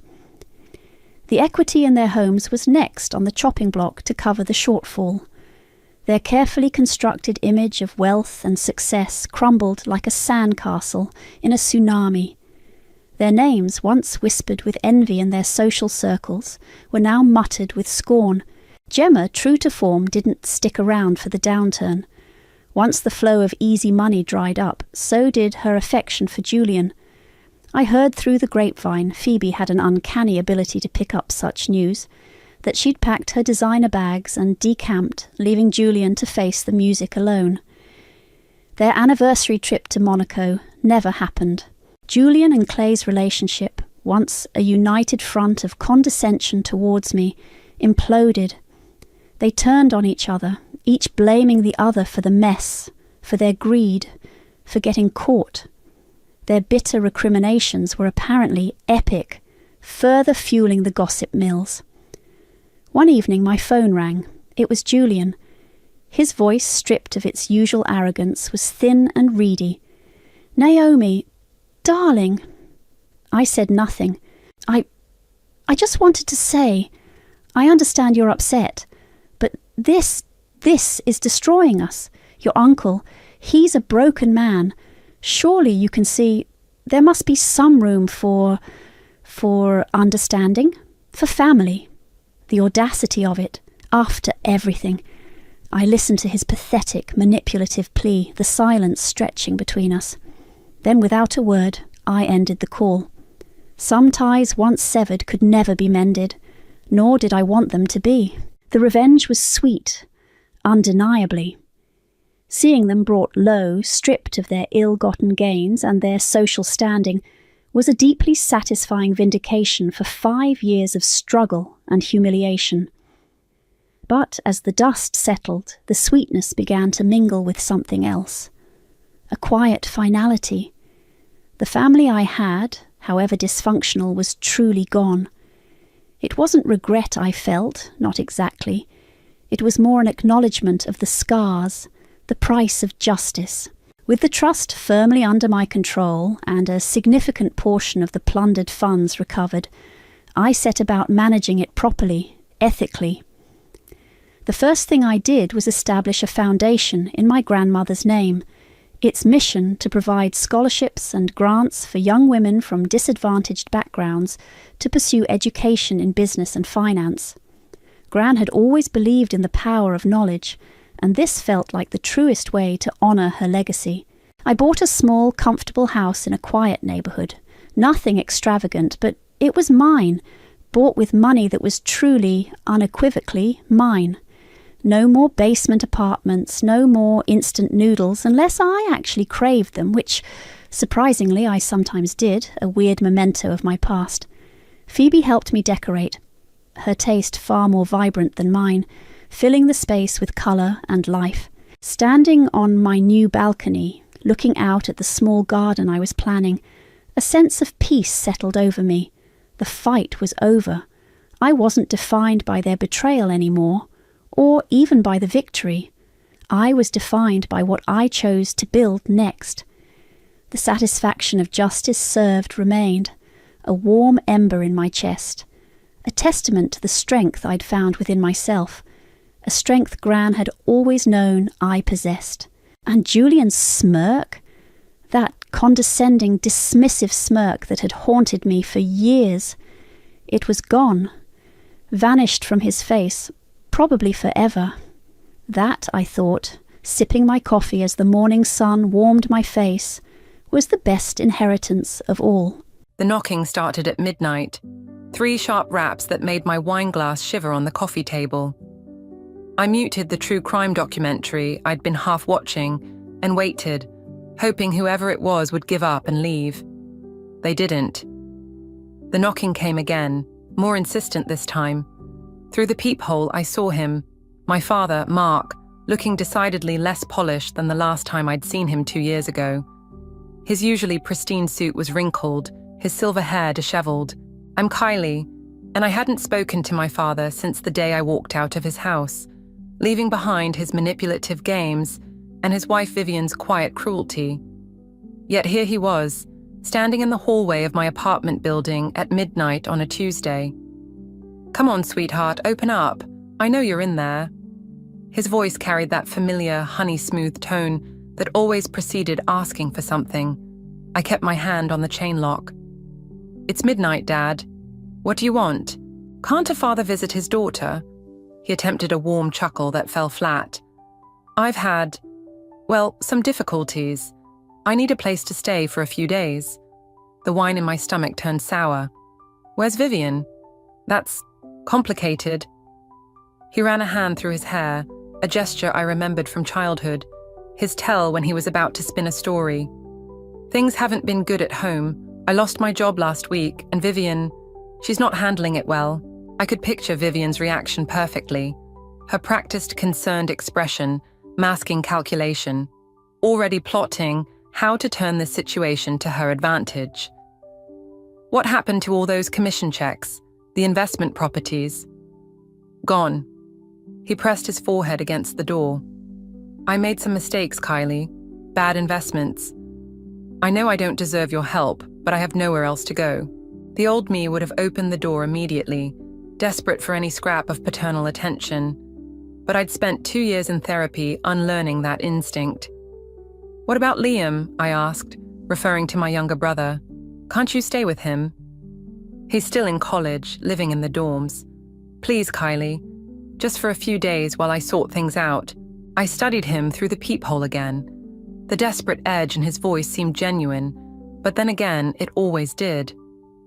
I remembered the last time I'd believed him, when he'd promised to protect me from Vivian's subtle sabotage. Instead, he'd stood by while she systematically undermined every achievement, every relationship I tried to build. "Dad, I can't—" "I'll tell you everything," he interrupted, "about your mother, about what really happened after she died, things you need to know." My hand froze on the chain lock. He'd never voluntarily brought up Mom before. Any mention of her had been met with swift subject changes or convenient phone calls he had to take. "You're trying to manipulate me," I said, but my voice wavered. "No manipulation, just truth. Finally." He pulled something from his pocket, a worn envelope with my mother's handwriting on it. "I should have given you this years ago." My throat tightened. I recognized that envelope. I'd seen Mom writing letters in the weeks before her death, but they'd disappeared afterward. When I'd asked about them, Dad claimed he'd never seen them. "Why now?" I managed to ask. "Because I'm tired of pretending, of lying.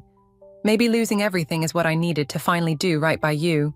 My hand moved to the chain lock again, but this time I slid it open. Not because I believed him, I knew better now, but because that envelope held answers I'd spent 15 years searching for, and I was done letting him control access to my own history.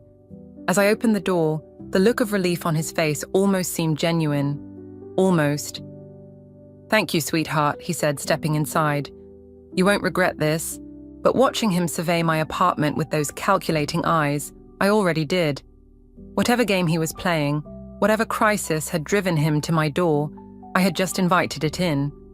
The question was, could I beat him at it this time? The envelope sat unopened on my kitchen counter all night, a cream-colored accusation. Dad had passed out on my couch, his soft snores a rhythm I remembered from childhood road trips. Back when Mom was still alive and everything made sense. I touched the edge of the envelope, tracing Mom's handwriting. The paper felt delicate, like it might crumble under my fingers. Just like every good memory I had of her, seemed to crumble under the weight of what came after. My phone buzzed, a text from Liam. "Dad's with you? Vivian's going nuclear." Before I could respond, another message popped up. "She's saying he stole money from their joint account. A lot of money." The coffee I was drinking turned bitter in my mouth. Of course there was more to the story. There always was with Dad. "You should have come to me first." The voice made me jump. Dad stood in the kitchen doorway, his suit even more rumpled after sleeping in it. I would have explained about Vivian. Explain now. I slid Liam's text across the counter. "What money?" He picked up my coffee mug and took a long sip, a habit that used to drive Mom crazy. "It was my money too. I earned it. Vivian she changed after we got married, started controlling everything. The accounts, the house, even how I dressed." He gestured at his wrinkled suit. "This is the first time I've worn what I wanted in years." That doesn't answer my question. 200,000, our retirement fund. He set the mug down carefully. I had to take it. She was going to. My phone rang. Vivian's name flashed on the screen. "Don't," Dad said quickly. "She'll try to manipulate you. She always does." Rich coming from him. I answered anyway, putting it on speaker. "Hello?"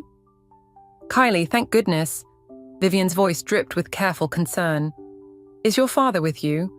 I'm worried sick. He's not well, sweetheart. He's been having episodes, making wild accusations. The doctors think—" "What doctors?" Dad interrupted loudly. "More lies, Vivian? Is that all you know how to do?" "Mark?" Her tone shifted instantly from concern to sharp. "You need to come home. We can work this out privately, as a family. There's no need to involve the children." "I'm 24, I said, not a child." "Of course not, dear. But you don't understand the situation. Your father, he's been unstable since losing his job, making paranoid claims about me trying to control him. He needs help, not enablement." I watched Dad's face as she spoke. For the first time, I saw something crack in his practiced charm, real fear flickering behind his eyes. "The letter," I said suddenly. "Show me what's in it." Dad's hand tightened around my coffee mug. Not with her listening. "What letter?" Vivian's voice sharpened further. "Mark, what have you done?" He reached for the envelope on the counter, but I snatched it first. The paper was thin enough to see there were several pages inside. "Kylie," Vivian said, "whatever he's shown you, it's part of his delusion. You remember how he got after your mother died? The drinking, the paranoia." "I never drank," Dad shouted. That was your story. You told everyone I was drunk the night Sarah died, but I wasn't. I would never... He stopped abruptly, colour draining from his face. The silence that followed felt like glass about to shatter. What about the night Mom died? I asked quietly. Nothing, Dad said quickly. Too quickly. Vivian's trying to confuse things like always. But Vivian was laughing now, a cold sound that raised the hair on my arms. Oh, Mark, still protecting your secrets? Tell her. Tell her where you really were that night. Or should I? Dad lunged for my phone, but I pulled it away. What is she talking about? Don't, he pleaded. Not like this. Read the letter first, please. Your mother explains everything. I looked down at the envelope in my hands, then at my father's desperate face, and finally at Vivian's name glowing on my phone screen. Someone was lying. Maybe everyone was. I'm hanging up now, I told Vivian, and Dad's staying here until I read this letter and figure out what's true. You're making a mistake, Vivian said softly. But then, you always do choose him, don't you? Just like your mother did.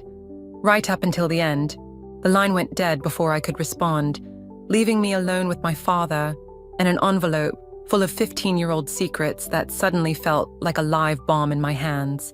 I found the bank statements in Dad's briefcase while he was in the shower.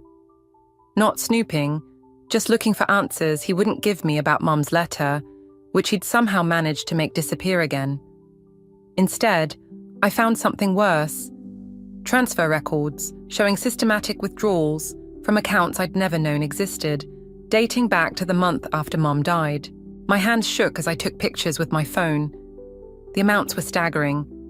Hundreds of thousands moved through shell companies with names like Sunset Ventures and Coastal Holdings.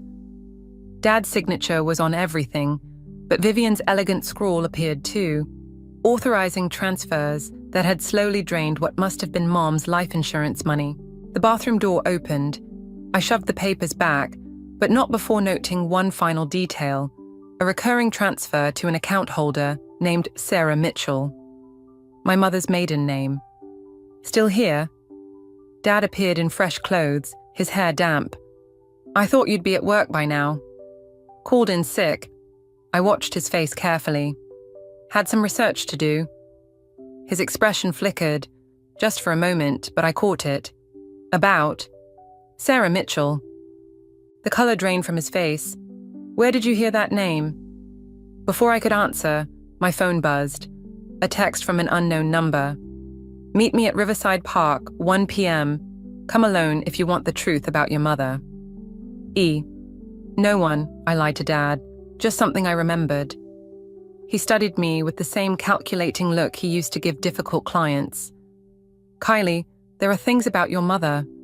Complications you don't understand, like the fact she was still alive 6 months after you told us she died. The words hung between us like a live wire. I hadn't meant to reveal I'd seen the transfer dates, but his reaction confirmed everything. He sank into a chair, suddenly looking every bit his age. How long have you known? About 30 seconds, based on your face. My voice sounded strange, distant. Why, Dad? Why would you? A key turned in my front door. The spare I'd given Liam for emergencies. My brother burst in, face flushed. Vivian's gone. She cleared out all the accounts this morning. Everything. Dad jumped up. That's impossible. She doesn't have access to... The Sarah Mitchell account, I interrupted. Or just the regular ones? Liam's head snapped between us. Who's Sarah Mitchell? Our mother, I said, just as Dad shouted, no one. My phone buzzed again. Same unknown number. Time's running out. The truth dies with Eleanor if you don't come now. Eleanor. Our grandmother. Dad's mother, who disappeared from our lives the same time Mom died. I have to go, I said, grabbing my keys. Dad grabbed my arm. Whatever you think you know, I yanked away. Don't touch me. 15 years, Dad. 15 years of lies about Mom, about money, about everything. And now Vivian's gone with all of it. Not all, Liam said quietly. She left this. He held out an envelope, identical to Mom's letter, but newer. Inside was a single photo. Mom, very much alive, sitting in a hospital room. The timestamp showed a date 6 months after her supposed death. Behind her stood Eleanor, and in Mom's arms was a baby. "That's not possible," I whispered. "That baby would have been born after I told you your mother died in a car crash," Dad finished, his voice hollow. "After I married Vivian, after everything changed." My phone buzzed one final time. "Eleanor doesn't have much time left. Neither does Sarah. Choose wisely." I looked at the photo again, at the baby whose age made no mathematical sense unless everything I thought I knew about my family was a lie. "I'm going to Riverside Park," I announced, "alone." "Kylie, please!" Dad reached for me again. "You don't understand what you're walking into." But I was already moving, the photo burning in my pocket like a verdict. Behind me, I heard Liam ask, "Dad, why does that baby look exactly like Kylie did at that age?" I closed the door on Dad's response, but not before I saw the guilt in his eyes. Guilt that suggested the answer to Liam's question would shatter whatever remained of our family's carefully constructed lies. The truth was waiting at Riverside Park, and this time, no one would stop me from finding it. Eleanor wasn't at Riverside Park. Instead, I found Sophie waiting on our usual bench, clutching a manila envelope and looking like she hadn't slept in days. "Before you say anything," she started, rising to meet me, "I've been helping your grandmother for months. She made me promise not to tell you until it was time." The betrayal hit like a physical blow. Sophie, my best friend, my confidant through every crisis since college, had been keeping secrets about my own family. "Where is she?" My voice came out harder than I'd intended. "Hospital, St. Mary's." Sophie held out the envelope. "She wanted you to see these first, said you needed to understand before you came." Inside were more photos.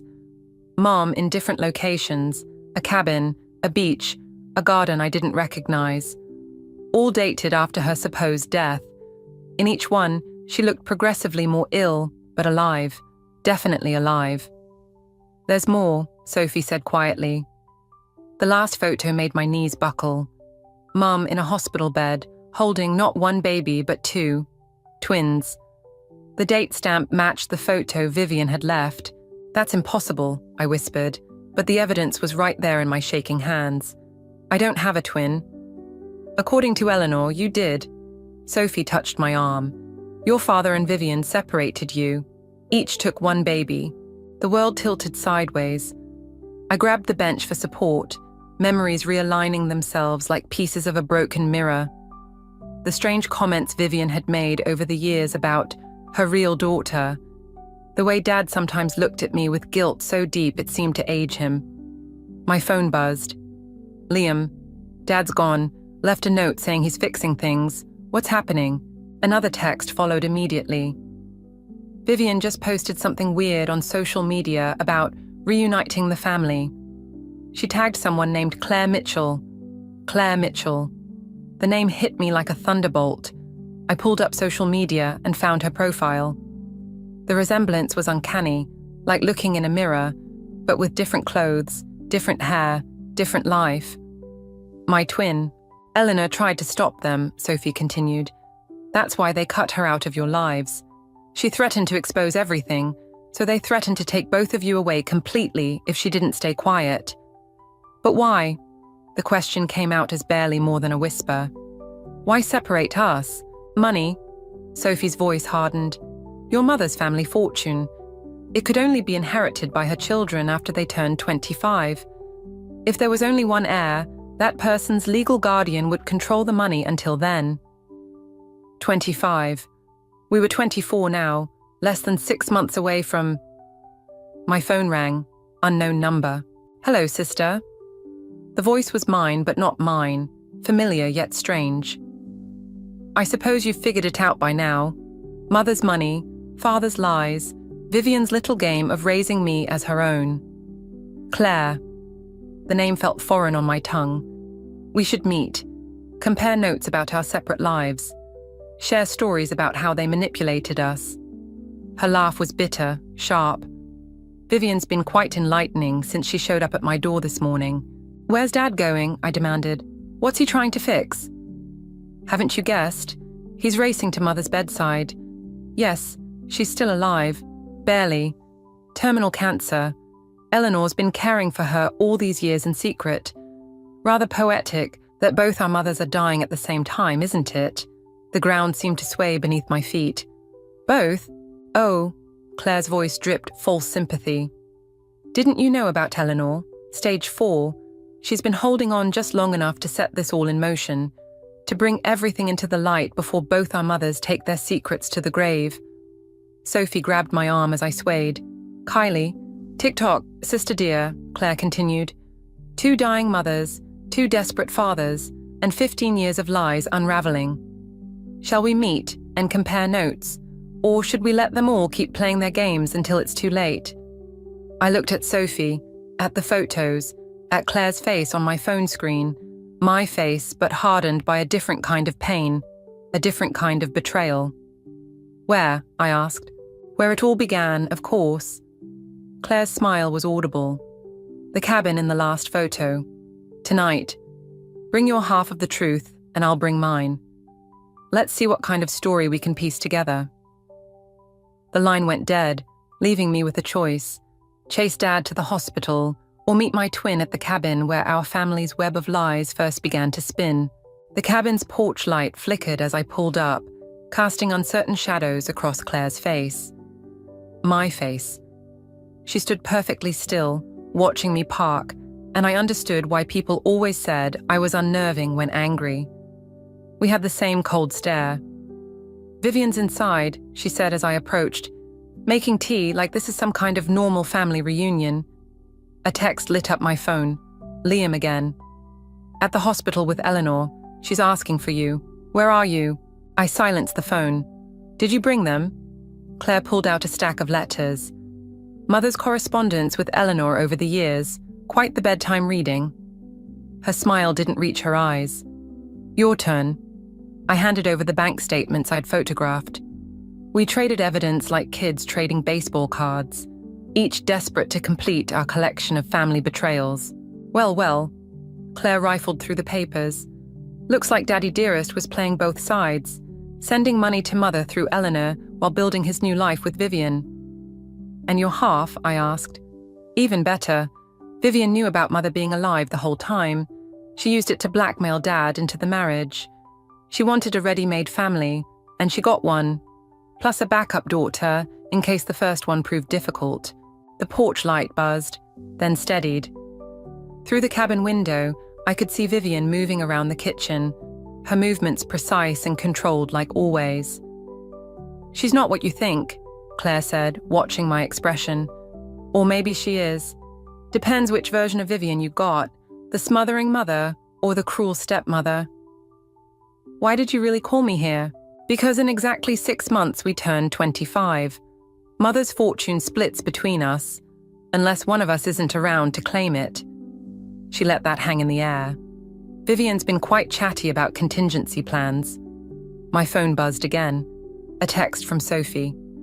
Eleanor says don't trust anyone, not even me. Something about the inheritance being more complicated than we thought. Shall we? Claire gestured to the door.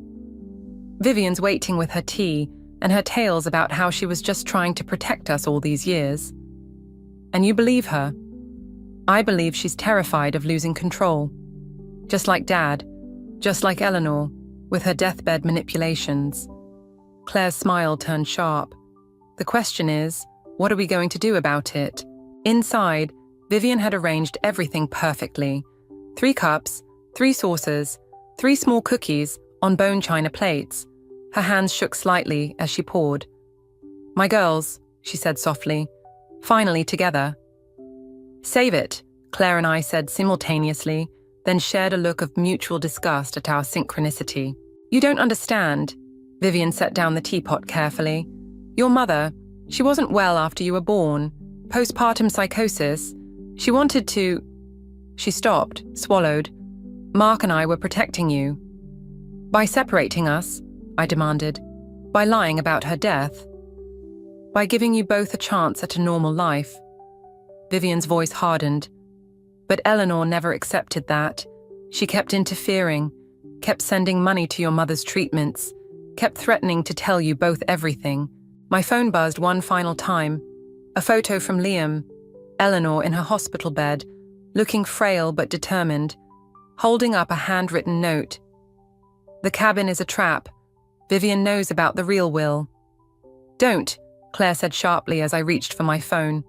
"Whatever it is, it can wait. We need to finish this." Vivian's tea sat untouched, steam rising like accusations. Outside, a car crunched on gravel, headlights sweeping across the windows.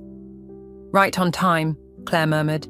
"Who did you call?" I demanded, but Claire just smiled, that same cold smile I'd seen in my mirror countless times. "Everyone," she said simply. "Dad, Eleanor's lawyer, the police. Let's have it all out in the open, shall we? Every lie, every manipulation, every secret about what really happened the night they separated us." Vivian's teacup clattered against its saucer. "Claire, we agreed. We agreed to nothing," Claire cut her off. "You raised me to be exactly like you, remember? Calculating, patient, willing to do whatever it takes to win." She turned to me. "The question is, dear sister, which one of us did they raise better, and which one of us deserves to survive this night?" The headlights outside went dark, car doors slammed, and I realized, with sudden clarity, that I wasn't the only one seeking revenge in this cabin full of mirrors and lies. Dad burst through the cabin door first, followed by Eleanor's lawyer, a thin man clutching a leather briefcase like a shield. The sight of Claire and me together made Dad stumble, his practiced charm cracking completely. "My God," he whispered. "Quite the family resemblance, isn't it?" Claire's voice dripped acid. "Though I got Vivian's ruthlessness while Kylie here got Mother's moral compass. Pity, really." Vivian stood, smoothing her skirt. "Mark, I can explain. The real will," I interrupted, holding up my phone with Eleanor's warning. "What's in it?" The lawyer cleared his throat. "Perhaps we should—" "Tell them," Eleanor's voice carried from the doorway. She stood there, supported by Liam, looking frail but fierce. "Tell them what you've been hiding, Mark, about Sarah's condition for the inheritance." Dad's face went ash grey. "Mother, you need to be in the hospital. Sarah's condition," Eleanor continued, her voice strengthening, "was that her fortune would go to whichever daughter chose to care for her in her final days. Not split between them, not controlled by guardians. One choice, one heir." The silence that followed felt like glass about to shatter. "That's why they separated us," Claire said softly, "so neither of us could make that choice." "But now Mother's dying," I added, the pieces clicking into place. "And we're almost 25. And Vivian made sure I found out first." Claire's smile turned vicious. "Gave me a head start to the cabin where Mother's been hiding all these years. Didn't you, Vivian?" Vivian's hands trembled around her teacup. "I was protecting you both." "You were protecting yourself," Eleanor cut in. "Because if the girls found Sarah, they'd learn about your role in their separation, about the threats you made to keep me quiet, about the money you've been stealing from Sarah's care fund." The lawyer opened his briefcase, pulling out documents. "Mrs. Bennett, you should know that the police are—" A gunshot cracked through the cabin. The lawyer dropped his briefcase, papers scattering like startled birds. Claire held a small pistol, smoke curling from the barrel. "That was a warning," she said calmly. "The next one won't be aimed at the ceiling." "Claire," Dad stepped forward, hands raised. "Whatever Vivian told you, she told me everything. About Mother's illness, about how you chose Vivian over your own wife, about the night you helped fake Mother's death because it was easier than dealing with her depression." Claire's hand stayed steady on the gun. "But mostly she told me about the money. All that lovely money, just waiting for one worthy daughter." My phone buzzed one final time. A text from Sophie. "Sarah's gone. Eleanor just got the call. I'm so sorry. Too late," I whispered, showing Claire the message. "We're too late." Claire laughed, a broken sound that mirrored the fractures in our family.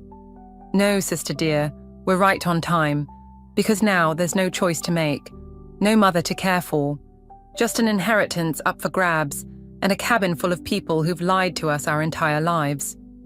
Claire, please. Vivian stepped forward. I raised you. You used me. Claire's voice cracked. Just like you used Kylie. Just like you used everyone. And now... She swung the gun toward Vivian. I moved without thinking, knocking Claire's arm up as the second shot rang out. The bullet splintered wood somewhere above us. We grappled for the gun, mirror images locked in combat, while our family watched in horror. Stop! Eleanor's voice cracked like a whip. Sarah's last letter. Show them, Mark. Show them what this fortune has really cost us all. Dad reached into his jacket with shaking hands, pulling out the worn envelope I'd seen at my apartment, the one that had disappeared. Your mother knew, he said quietly. She knew what the money would do to our family. That's why she wrote this. To warn us. To stop exactly this from happening. Claire's grip on the gun loosened just enough. I wrenched it away, stepping back as she laughed again. That same broken sound that could have been mine under different circumstances.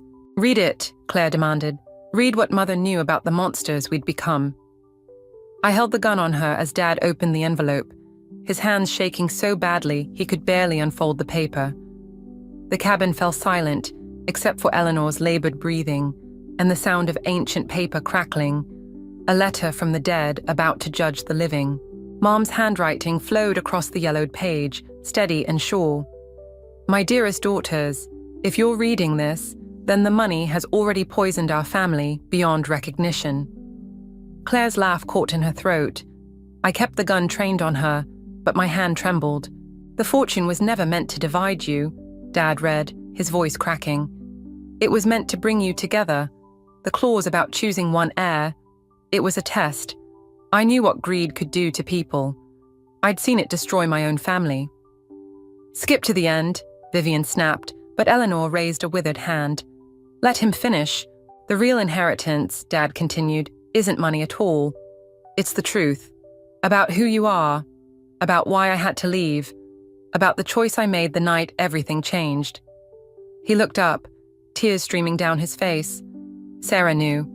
She knew what Vivian and I were planning. She wrote this the night before we separated you.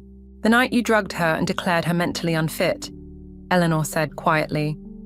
The night you stole her children and her dignity, all because you couldn't handle her postpartum depression. Claire lunged for the letter. I blocked her, but she wasn't reaching for the gun. She was reaching for Dad. Her fingers closed around his throat. You killed her, she snarled. Not literally, but you killed everything she was. Everything we could have been. Claire, Vivian stepped forward. I raised you better than... You raised me to be a weapon. Claire spun toward her, releasing Dad. Someone who could hurt Kylie when the time came. Someone who could eliminate the competition for the inheritance. Well, congratulations. Here's your perfect daughter, ready to kill for money she doesn't even want anymore. The gun felt heavy in my hand. What do you mean, doesn't want? Because it was never about the money, was it? Claire's voice broke. It was about them. About making them feel what we felt, lost, betrayed, broken. Eleanor moved forward, each step clearly painful. Sarah knew this would happen. That's why she left something else. Something only I knew about. She pulled an envelope from her pocket, newer, crisp. The real will, the one she wrote after she recovered, after she rebuilt her life in secret. The one that leaves everything to charity unless... Unless what? Vivian demanded. Unless her daughters choose each other over the money. Eleanor's eyes met mine. Unless they prove they're better than the greed that destroyed their family. A sound escaped Claire, half laugh, half sob. That's why you brought us here, all of us, so we could choose. Choose to be sisters, I finished, or choose to be enemies. The gun lowered slowly between us. Claire stared at it, then at me, then at the letter still trembling in Dad's hands. She recovered, Claire whispered. She got better, and they still kept us apart. They still lost, Eleanor cut in. Because here you are, together at last.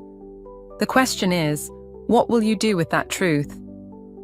Vivian moved suddenly, reaching for something in her purse. I raised the gun again, but Claire was faster. She knocked Vivian's hand away, sending a second gun skittering across the floor. "Always have a backup plan," Claire said bitterly. "Isn't that what you taught me, Mother?" The cabin fell silent except for Eleanor's labored breathing and the sound of sirens in the distance. Someone had called the police after the gunshot. "Choose," Eleanor said simply. Claire looked at me, really looked at me, for the first time since I'd arrived. I saw myself reflected in her eyes, all the pain, all the anger, all the years of manipulation and lies. But I saw something else too, something that looked like hope. I set the gun down on the table between us. "I choose my sister," I said quietly. Claire's hands shook as she reached for the gun, not to take it, but to slide it further away. "I choose mine." Eleanor smiled, tears in her eyes, as she opened the final envelope. "Then let me show you what your mother really left you. Not money, not revenge, but something far more valuable." The sirens grew closer as Eleanor began to read, her voice steady despite her illness.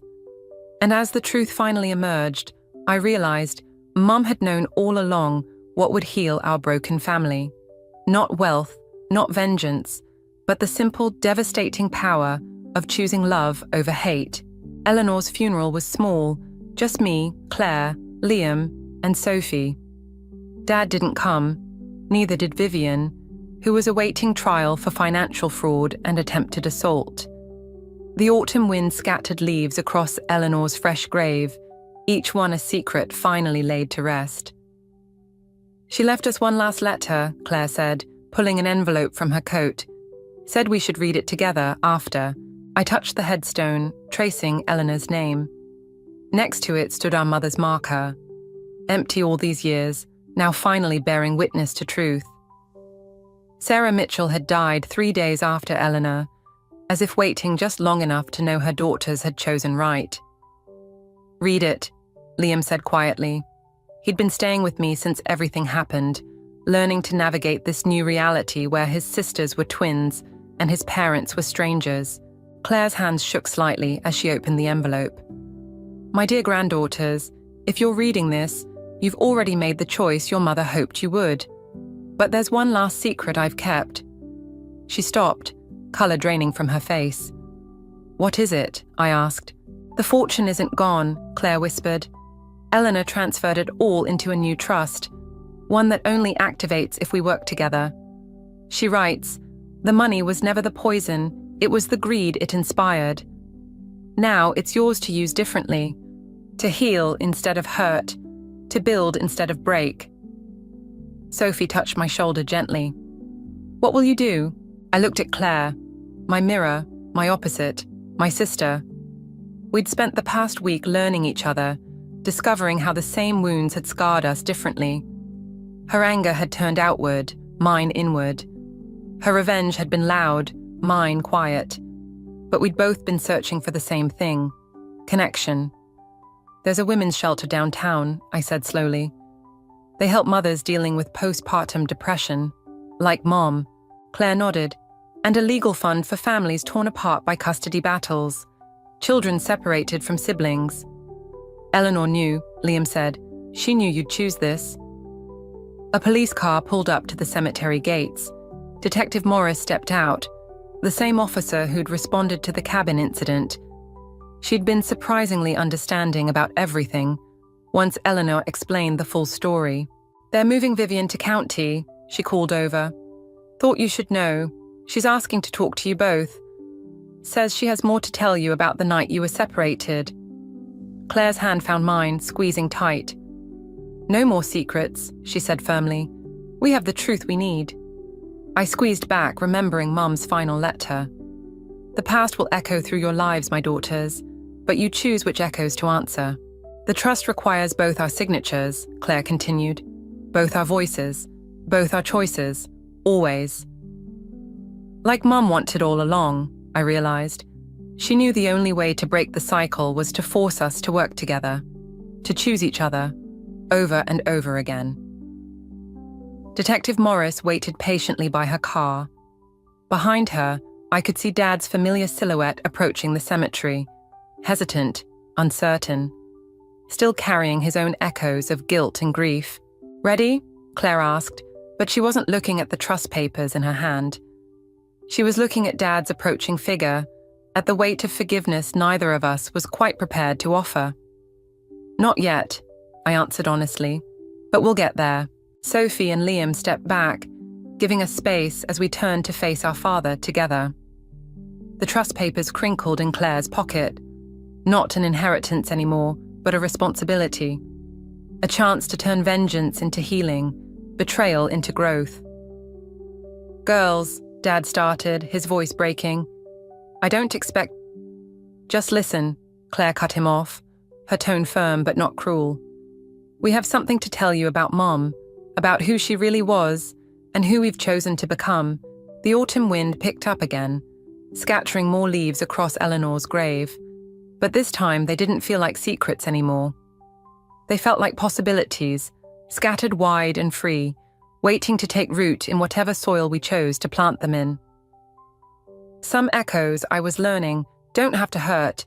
Some can heal if you let them. If you choose them, again and again, until the sound of love drowns out the memory of pain.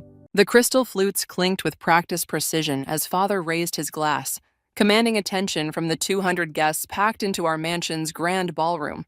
His perfectly tailored Armani suit matched his perfectly crafted smile, both designed to hide what lurked beneath. I'm Chelsea, and this was the moment my family's carefully constructed facade began to crack. To Stewart Pharmaceuticals, Father announced, his voice carrying that signature authority that had closed billion-dollar deals. 25 years of saving lives, and to the next generation who will carry this legacy forward. His eyes found mine first, then shifted to my brother Ryan, who stood rigid beside me. I felt his hand trembling as he gripped his champagne glass. Don't, I whispered, but I already knew it was too late. I have something to say. Ryan's voice cracked through the murmuring crowd. Father's smile froze, a microscopic twitch in his left eye betraying his rage at the interruption. I'm leaving the company. The words fell like bombs in the silent room. I can't be part of an organization that puts profits over planet. Our manufacturing processes are destroying ecosystems, and I won't. That's enough. Father's voice cut through the air like a blade. We'll discuss this privately. No. Ryan stood straighter, his voice stronger. I'm done with private discussions that lead nowhere. I'm joining environmental defense tomorrow. The world needs to know. The crack of Father's hand against Ryan's face echoed through the ballroom. Gasps rippled through the crowd. My Aunt Sophie's lips curved into a slight smile, while her son Tom leaned forward, drinking in the spectacle. Security. Father's voice was deadly calm. Please escort my son out. Mark. Mother stepped forward, her designer dress rustling. Please, not like this. Be quiet, Lily. Father didn't even look at her. His eyes locked onto mine as 2 security guards led Ryan away. Chelsea, my office. Now. I followed him through the maze of whispers and stares, past the imported marble columns and priceless art that decorated our home. The click of my heels against hardwood felt like a countdown to execution. His office door closed behind us with a soft click that somehow sounded more final than a slam. You knew about this. It wasn't a question. Ryan has his own mind, his own beliefs, which you encouraged. He moved behind his desk, every motion controlled. Did you think I wouldn't notice the environmental books, the meetings with activists, the way you defended his ridiculous ideas at board meetings? They're not ridiculous. He's right about... He's a child playing at rebellion. Father's fist crashed onto his desk. And you're supposed to be the responsible one, the heir. Instead, you've been undermining everything I've built. Built on what? The words escaped before I could stop them. On buried research? On silenced whistleblowers? On reality, he snarled. On understanding that progress requires sacrifice. Your brother chose his path tonight. Now you choose yours. Either you step up and become who you were born to be, or you follow him out that door. But understand this, there's no middle ground anymore. I stared at him. This titan of industry, this pillar of society, this stranger wearing my father's face. In his eyes, I saw the truth I'd been avoiding. Love was conditional, family was business, and power was the only currency that mattered. Well, he straightened his tie, already composing himself to return to the gala. What's it going to be? I opened my mouth to answer, but my phone buzzed. A text from Ryan. I'm sorry, but I had to do it. Check your email. You need to see what I found in the Phase 3 trials. Father's eyes narrowed at my screen. Choose carefully, Chelsea. Everything you are, everything you have, it all comes from me. I looked up at him, suddenly seeing with perfect clarity the choice before me, his truth or mine. 3 days after Ryan's exile, I sat in Father's executive boardroom, surrounded by men twice my age who treated every word from his mouth like gospel. The morning sun caught the edge of my coffee cup, still untouched, while Father's presentation on quarterly projections droned on. The Phase 3 trials for neuroxin show promising results, he announced, clicking through slides of charts and graphs. Chelsea will oversee the final stages of testing. My head snapped up. Across the table, Tom's jaw tightened, his knuckles white around his pen. Uncle Mark, he interrupted, given my experience with the previous trials, Chelsea has the necessary qualifications. Father cut him off. And more importantly, my trust. The words hung there, a calculated display of favoritism that made my skin crawl. I knew what this was, punishment for Tom's support of Ryan at the gala, Father's way of tightening the leash on us all. The meeting dragged on, but my mind kept returning to Ryan's text about those trials. The email he'd mentioned still sat unopened in my inbox, like a loaded gun I wasn't ready to handle. Chelsea, Father's voice pulled me back. The room had emptied except for us. The tech conference in San Francisco next week. I want you there. That's Tom's territory, I said carefully. He's been handling our tech partnerships for years. And now you will. He straightened his tie, a gesture I'd seen thousands of times. Tom lacks vision. The company needs someone who understands legacy. You mean someone who won't question you. His smile didn't reach his eyes. Careful, Chelsea. Don't mistake my patience for weakness. Ryan made that error. The threat was clear. I gathered my papers, but his next words stopped me cold. Oh, and have security sweep your office. Someone's been accessing confidential files about the neuroxin trials. My pulse quickened. Worried about more environmental activists? No. He studied me. Just ensuring family loyalty remains intact. I escaped to my office, hands shaking as I finally opened Ryan's email. Attached were hundreds of documents, clinical trial results, internal memos, buried reports. My eyes caught phrases that made my stomach turn. Severe neurological complications, suppressed findings. Projected profit margins justify accelerated approval. A knock startled me. I slammed my laptop shut as Aunt Sophie sauntered in, her Hermes scarf a splash of calculated casualness. Darling, she purred. Such dedication, working through lunch. You're becoming just like your father. Was there something you needed? She perched on my desk, a move she'd perfected to assert dominance while appearing casual. Just checking on my favorite niece. That tech conference will be quite the challenge. Tom's so disappointed. I'm sure he'll survive. Oh, he will. We always do. She examined her manicure. You know, Chelsea, power is such a fickle thing. Today's heir apparent can become tomorrow's cautionary tale. Just ask your brother. Before I could respond, my phone buzzed. A text from an unknown number. Regarding neuroxin trials, have more evidence. Meet tonight? Sophie's eyes narrowed at my screen. I turned it face down, but her smile told me she'd caught enough to be dangerous. Well, she stood, smoothing her designer dress. I should let you get back to work. Those trials won't oversee themselves. She paused at the door. Oh, and Chelsea, do be careful with your correspondence. Walls have ears, especially in this building. After she left, I stared at the text message, my finger hovering over the reply button. The neuroxin documents felt like they were burning through my laptop. Father's threats echoed in my head. Sophie's warning hung in the air. My phone buzzed again. Time sensitive, lives at stake, please. I thought of Ryan, somewhere out there fighting for what he believed in. Thought of Father's carefully constructed empire, built on buried secrets and broken lives. Thought of the choice he'd forced on me in his office. Taking a deep breath, I typed, "Where and when?" The response came immediately. "Tonight, 8 p.m., Pier 39, come alone. Come." I deleted the conversation, knowing I'd just stepped onto a path I couldn't retreat from. Outside my office, I heard Tom's voice speaking urgently to someone. Sophie's heels clicked down the hallway. Father's empire hummed around me, a machine fueled by power and secrets, and I was about to throw a wrench into all of it. The ring felt heavy on my finger as I stood in Father's study, My hand intertwined with Ethan's. The antique grandfather clock ticked away seconds that felt like hours.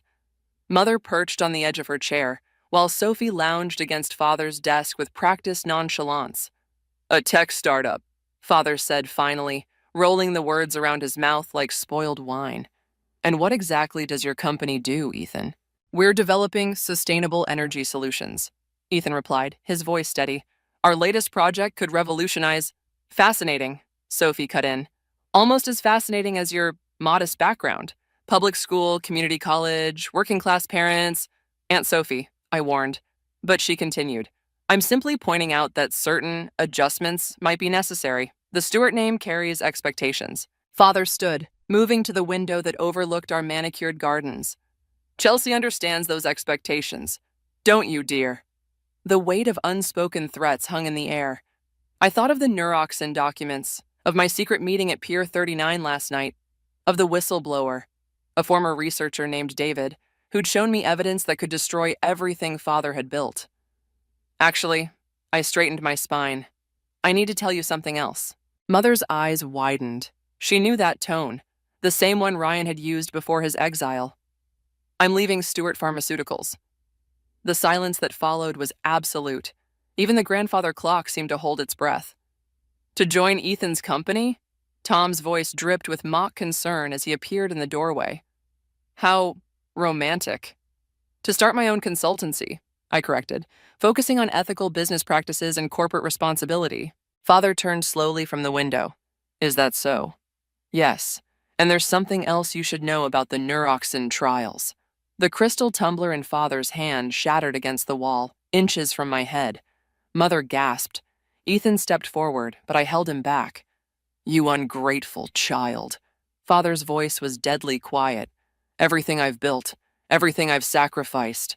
Was it worth it?" I pulled out my phone, displaying the documents David had given me.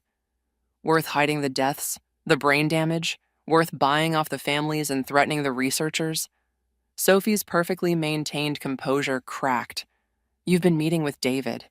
You knew?" I turned to her, pieces clicking into place. "Of course you did. You all did." "Chelsea," Mother stood reaching for me. "You don't understand." "I understand perfectly." I backed away from her touch. Ryan was right about everything. "Ryan was weak," Father spat. "Just like you're being weak now. That boy has poisoned your mind with his idealistic nonsense. That boy is your son." The words exploded from me. "And Ethan is my choice, my future. If you can't accept that, then what?" Tom stepped closer, his smile razor sharp. "You'll expose the company, destroy thousands of jobs, ruin your own family?" "Family?" I laughed, the sound harsh and foreign. "Is that what we are? Because from where I'm standing, we're just pawns in his game of legacy and control." Father moved with surprising speed, grabbing my arm. "You will not throw away everything I've built for some middle-class nobody with delusions of changing the world." "Mark!" Mother's voice cracked like a whip. "Let her go." But it was Ethan who stepped between us, his presence calm but unmovable. "Take your hands off her." The room froze. Nobody had ever dared speak to Father that way in his own house. "Get out!" Father's voice trembled with rage. "Both of you. If you walk out that door, Chelsea, don't ever come back. You'll have nothing. No money, no connections, no family." I looked at Mother, saw the tears in her eyes, at Sophie's triumphant smirk, at Tom's calculating gaze, finally at Father, this stranger wearing familiar features, twisted by power and pride. "I already have nothing," I said quietly, removing my family ring, "because everything you gave me came with chains." I placed the ring on his desk, took Ethan's hand, and walked toward the door. Behind me, I heard Mother's soft sob, Sophie's sharp intake of breath, Tom's derisive chuckle. "Chelsea," Father's voice stopped me at the threshold. "If you do this, if you expose those documents, I will destroy him." His eyes fixed on Ethan. "Everything he's built, everything he hopes to build, I will burn it all to the ground." I turned back one last time, meeting his gaze. "Then I guess we'll burn together." Our new apartment felt impossibly small after the Stewart mansion, but watching Ethan cook dinner in our tiny kitchen, I felt something I'd never experienced in that gilded cage. Peace. "Your mother called again," he said, stirring pasta sauce. Third time this week. I deleted the voicemail without listening. Any word from the investors? Meeting tomorrow. He hesitated. Tom showed up at our office today. The wooden spoon in my hand snapped. What did he want? To invest. Said he's looking to diversify his portfolio away from pharmaceuticals. Ethan's voice remained neutral, but his shoulders tensed. Mentioned some concerns about Stewart Pharma's stability. Before I could respond, my phone buzzed. A news alert about Stewart Pharmaceuticals. The headline made my blood freeze. FDA launches investigation into Stewart Pharmaceuticals following multiple deaths. Chelsea? Ethan moved closer, reading over my shoulder. They rushed Neuroxin to market, I whispered, even after what David showed us about the trials. My phone exploded with messages. Mia sent links to more articles. Ryan texted from his environmental activist compound. Even Sophie, of all people, sent a cryptic, "We need to talk, urgently." A knock at our door made us both jump. Through the peephole, I saw Mother standing there, looking nothing like the polished society wife I'd grown up with. Her hair was disheveled, her designer clothes wrinkled. "Please," she said through the door. 5 minutes. Ethan squeezed my shoulder. "Your choice." I opened the door. Mother rushed in, clutching her tablet. "Have you seen the reports? Tom's been falsifying safety data, pushing through approvals without proper testing. Your father, he's not well. The board is meeting tomorrow to discuss removing him. And you came here because? Because Sophie and Tom are making their move. They're using this crisis to take control of the company." She pulled up internal emails on her tablet. "Look, they've been planning this for months. The Neuroxin scandal, the FDA investigation, they orchestrated all of it. Why should I care? I'm out. Done. Remember? Because people are dying, Chelsea." Her voice cracked. "Real people. And because Tom's next target is Ethan's company." Ethan stepped forward. "The investment offer." Mother nodded. "It's a hostile takeover attempt. They'll use Stewart Pharma's remaining resources to absorb your company, then strip it for parts. They're desperate for cash after what they've done to the family business." My laugh sounded hollow. "Karma's a bitch, isn't it?" "Chelsea," Mother grabbed my hands. "I know what your father did was unforgivable, but this isn't about him anymore. Tom and Sophie will destroy everything in their path, including the good work you and Ethan are trying to do." My phone buzzed again. David, the whistleblower. "Need to meet. Have proof of Tom's involvement in patient deaths. Not safe to talk here." "I can't get involved," I said, but the words felt weak even to me. I walked away. "Did you?" Mother's eyes were shrewd. "Or are you just waiting for the right moment to strike back?" Ethan moved to the window, watching the street below. "We've got company. Black SUV, tinted windows. Been there since your mother arrived." Mother's face paled. "They followed me. I'm sorry, I didn't think—" "Who's they?" I demanded. "Tom's new security team. Ex-military. They've been watching all of us since the FDA announcement." My phone lit up with another message, this time from Ryan.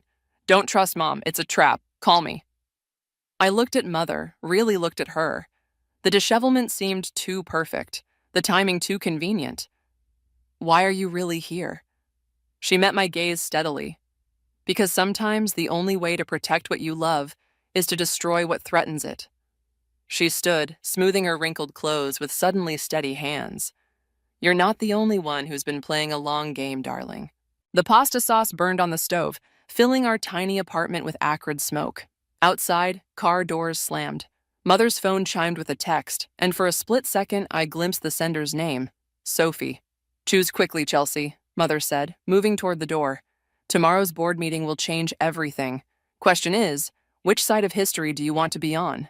She left us standing there, the smoke alarm shrieking overhead, as multiple sets of footsteps echoed up the apartment stairs. Ethan grabbed my hand, his expression grim. "Back door?" he asked quietly. I squeezed his hand, thinking of David's evidence, Ryan's warning, Mother's subtle threat, and Tom's approaching thugs. "No." We stopped running. "It's time to fight fire with fire." The footsteps grew closer. The cream-colored invitation sat on our kitchen counter like a loaded gun. Father's 60th birthday celebration, printed in gold leaf, as if luxury could mask manipulation. I'd been staring at it for 3 days, while Ethan pretended not to notice my growing obsession. "David's dead." Mia's voice crackled through my phone. "They're calling it suicide." The coffee mug slipped from my hand, shattering against the tile. Ethan's head snapped up from his laptop. When? Last night. Pills. But Chelsea, he sent me something first. Files. About Tom's involvement in the neuroxin deaths. My hands trembled as I cleaned up the broken ceramic. Send them to me. Already did. But be careful. The detective mentioned surveillance footage of men entering David's apartment before... A sharp knock interrupted her. Through our apartment's thin walls, I heard Sophie's voice. Chelsea, we need to talk about your father's party.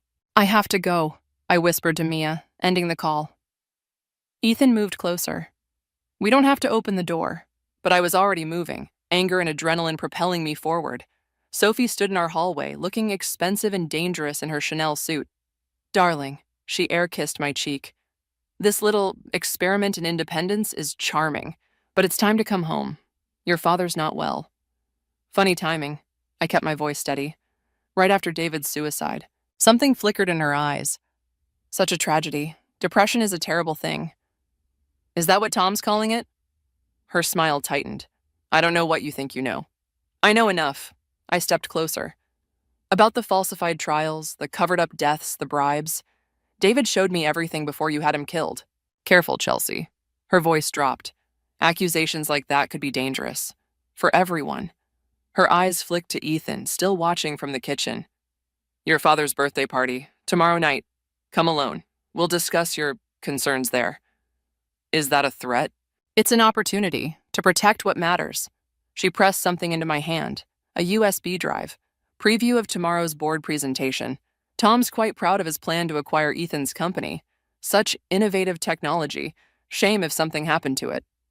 My fingers closed around the drive. Get out. After she left, Ethan touched my shoulder. We could leave, start over somewhere else. They'd follow us. I plugged the drive into my laptop. Besides, I'm done running. Documents filled the screen. Acquisition plans, shell companies, evidence of corporate espionage against Ethan's firm. My phone buzzed with a text from Ryan. Got your message. Meeting set with environmental defense lawyers tomorrow.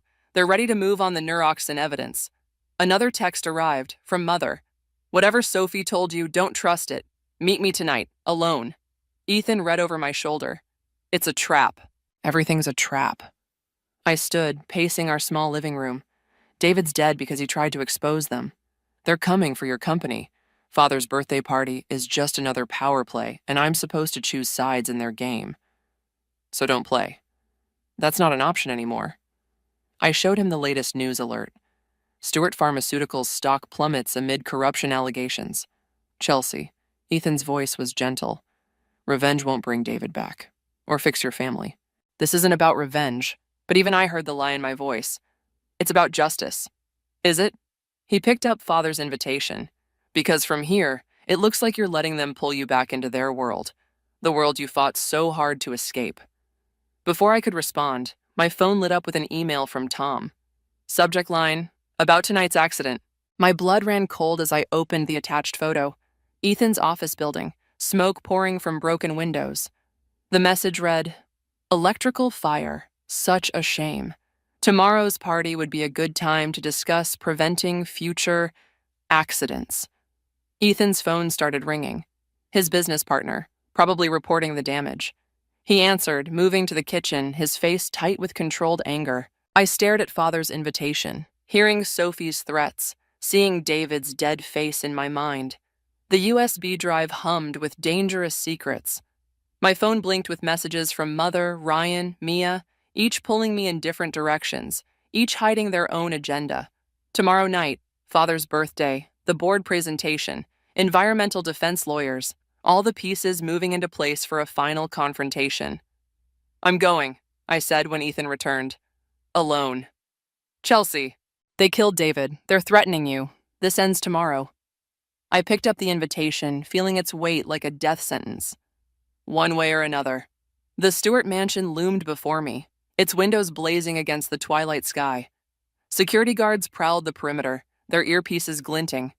Inside, Father's 60th birthday celebration was already underway. I clutched my small gift box containing a single USB drive loaded with David's evidence. My phone buzzed. Ryan's final warning. FBI raid scheduled for midnight. Get out before then. The guard at the door barely glanced at my invitation. Miss Stewart, they're waiting in the main hall. They certainly were. Sophie materialized first, her smile sharp as broken glass. Darling, you came alone. How brave. Where's Father? Preparing his speech. Tom's with him, reviewing the board presentation for tomorrow. She touched my arm, her fingers like talons. There's still time to choose the right side, Chelsea. I pulled away, scanning the crowd. Mother stood by the grand staircase, watching me with unreadable eyes. The room hummed with wealthy parasites, all pretending not to stare at the prodigal daughter's return. Chelsea. Father's voice cut through the murmur. He descended the stairs, Tom hovering at his shoulder. I wasn't sure you'd come. Happy birthday. I held out the gift box. Something to remember me by. His eyes narrowed as he opened it. The USB drive sat on black velvet, innocent-looking despite its lethal contents. What's this? Everything. The neuroxin trials, David's evidence, proof of Tom's involvement in Careful. Tom stepped forward. You wouldn't want anything unfortunate to happen to Ethan's remaining assets. You mean like the fire you started? Father's hand closed around the drive. My office. Now. The study felt smaller than I remembered. Father sat behind his desk, Tom and Sophie flanking him like guard dogs. Through the window, I saw Mother in the garden, speaking urgently into her phone. You think you can destroy everything I've built? Father's voice was deadly quiet. With what? A dead man's desperate accusations? David had proof. David had theories. Tom smiled. And a convenient drug habit. No one will believe. The FBI will. I pulled out my phone, showing them Ryan's message. They're coming tonight, with warrants. The color drained from Father's face. Sophie grabbed the phone, reading quickly. It's a bluff. Try me. I moved toward the door. I should go. Let you prepare your statements for the press. Wait. Father's voice cracked. Please. I paused, hand on the doorknob. What do you want? He suddenly looked old, diminished. Money? A position on the board? Name it. I want justice. Justice? Tom laughed. You want revenge, because we didn't bow to your little romance with the tech boy, because Daddy didn't approve, because you killed people. The words exploded from me. Because you covered up deaths, threatened families, murdered David, and you're so innocent? Sophie's voice dripped venom. Show him, Tom. Tom pulled out his tablet, playing a video. My blood froze. Security footage of me meeting David at Pier 39, passing him an envelope. Bribing a whistleblower, Tom said softly. That's federal prison time. And look, the timestamp, the night before his unfortunate overdose. I didn't. Of course not. Father stood. But who will believe you? The bitter daughter, paying off employees to destroy her family's company? My phone buzzed again. Unknown number. David's evidence was fake. You've been played. Another message from Ryan. Mom says get out now. It's a trap. Too late. Security filled the doorway behind me. Tom's smile widened as he held up a document. The board voted an hour ago. Emergency measures to protect the company from internal threats. He pointed to Mother's signature at the bottom. Even your mother agreed. You're now officially classified as a hostile entity. You can't. We can. Father's voice was ice. Everything you own, every account, every contact, frozen. Your little consultancy? Shut down. Ethan's company? By morning, it'll be under our control. And if you try to fight it, Sophie added, that footage goes public. How long do you think Ethan will stand by you when he learns you got his friend killed? The room spun. Through the window, I saw Mother walking away, her shoulders stiff. My phone went dark, already disconnected. Happy birthday to me, Father said softly. Security will show you out. And Chelsea, don't come back, ever. I walked through the party in a daze, past whispers and stares. Outside, the night air hit like a slap. My car wouldn't start, disabled probably. In my purse, my credit cards would already be worthless. They'd taken everything. And worse, they'd made me the villain of the story. My phone had one last message from Ethan. Something's wrong. All our accounts are frozen. What's happening? I stared at the mansion, at the celebration continuing without me, and felt the last pieces of my old life crumble away. 3 days after Father's birthday party, Stewart Pharmaceuticals stock plummeted 90%. I watched it happen on Mia's laptop, since mine had been remotely wiped. The business networks buzzed with speculation about internal corruption, failed drug trials, and pending FDA investigations. They're saying Tom's gone missing, Mia said, scrolling through news alerts. Private jet to Switzerland last night. My burner phone vibrated. Ryan's latest update. Environmental defense filing charges tomorrow. FBI moving in. Get to safety. You should go, I told Mia. Being seen with me isn't safe anymore. She closed her laptop. Neither is being alone. Ethan called again. He's worried. He shouldn't be. The company transfer papers were forged. His lawyers can prove it. That's not why he's worried. Before I could respond, my phone lit up with an unknown number. Mother's voice came through, breathless. Sophie's dead. The world tilted. What? Car accident. An hour ago. Mark. He's not making sense. He's in his office with a gun. Tom's documents. Chelsea, you need to come. Now. Why should I believe you? Because I have proof. About everything. David's death, the trials, the cover-ups. I've been gathering it for months. Please. I looked at Mia, who nodded grimly. I'll drive. The Stewart Mansion's gates hung open. Security nowhere in sight. Mother met us in the foyer, her designer outfit wrinkled, mascara streaked. He's destroying everything, she whispered, leading us upstairs. After Sophie's accident, he found her files. She'd been documenting it all, every illegal decision, every threat.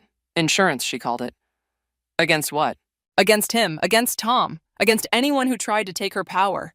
Mother's hands shook as she pulled out a USB drive, including me. Gunshots exploded from Father's study. We rushed in to find him shooting his computer screen, papers scattered everywhere. Mark! Mother screamed. He turned, eyes wild. It's gone. Everything's gone. Tom transferred it all. Every account, every asset. That ungrateful snake. Put the gun down, I said quietly. He laughed, harsh and broken. Come to watch it burn, Chelsea? Your inheritance, your legacy? This stopped being about inheritance a long time ago. Did it? He gestured at the chaos around him. Then why are you here? To gloat? To finish what your brother started? I'm here because you're still my father. Father? Another harsh laugh. I'm nothing now. Tom made sure of that. Sophie made sure of that. You made our own choices, I finished. Just like you taught us. I taught you loyalty. You taught us power, I corrected. At any cost. Well, this is the cost. Mother stepped forward, holding up Sophie's USB drive. Mark, there's something you need to see. More betrayal? He raised the gun. Truth, she said firmly. About Sophie, about Tom, about why David really died. His hand wavered. What are you talking about? Sophie didn't have an accident. Mother's voice cracked. Tom arranged it, just like he arranged David's death, just like he's arranged everything since Chelsea left. The gun clattered to the desk. Father collapsed into his chair, suddenly looking ancient. Why? Because you taught him too well, I said softly. Power at any cost, remember? Mother plugged in the drive, pulling up documents. Tom's been embezzling for years.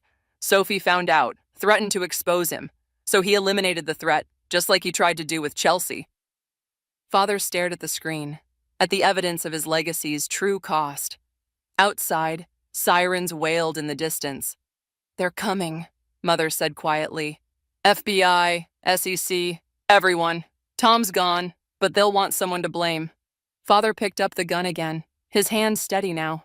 I built this empire, and now you can choose how it ends, I said. Running like Tom or facing it like a Stewart. He looked at me for a long moment. When did you become so strong? When you forced me to choose between power and principle. The sirens grew closer. Father stood, straightening his tie one last time.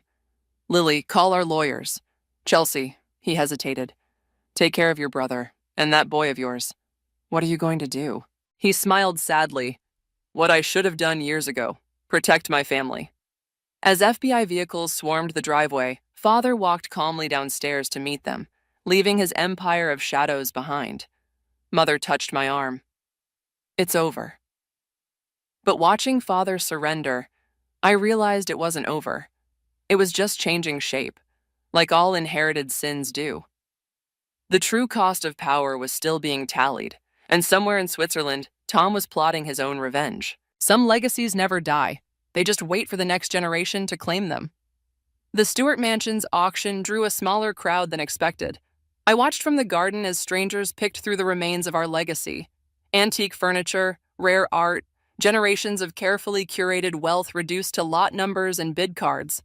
Mother appeared beside me, her designer clothes replaced by simple business wear.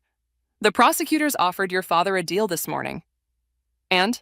He refused, said the truth matters more than freedom now. She handed me an envelope. He wanted you to have this.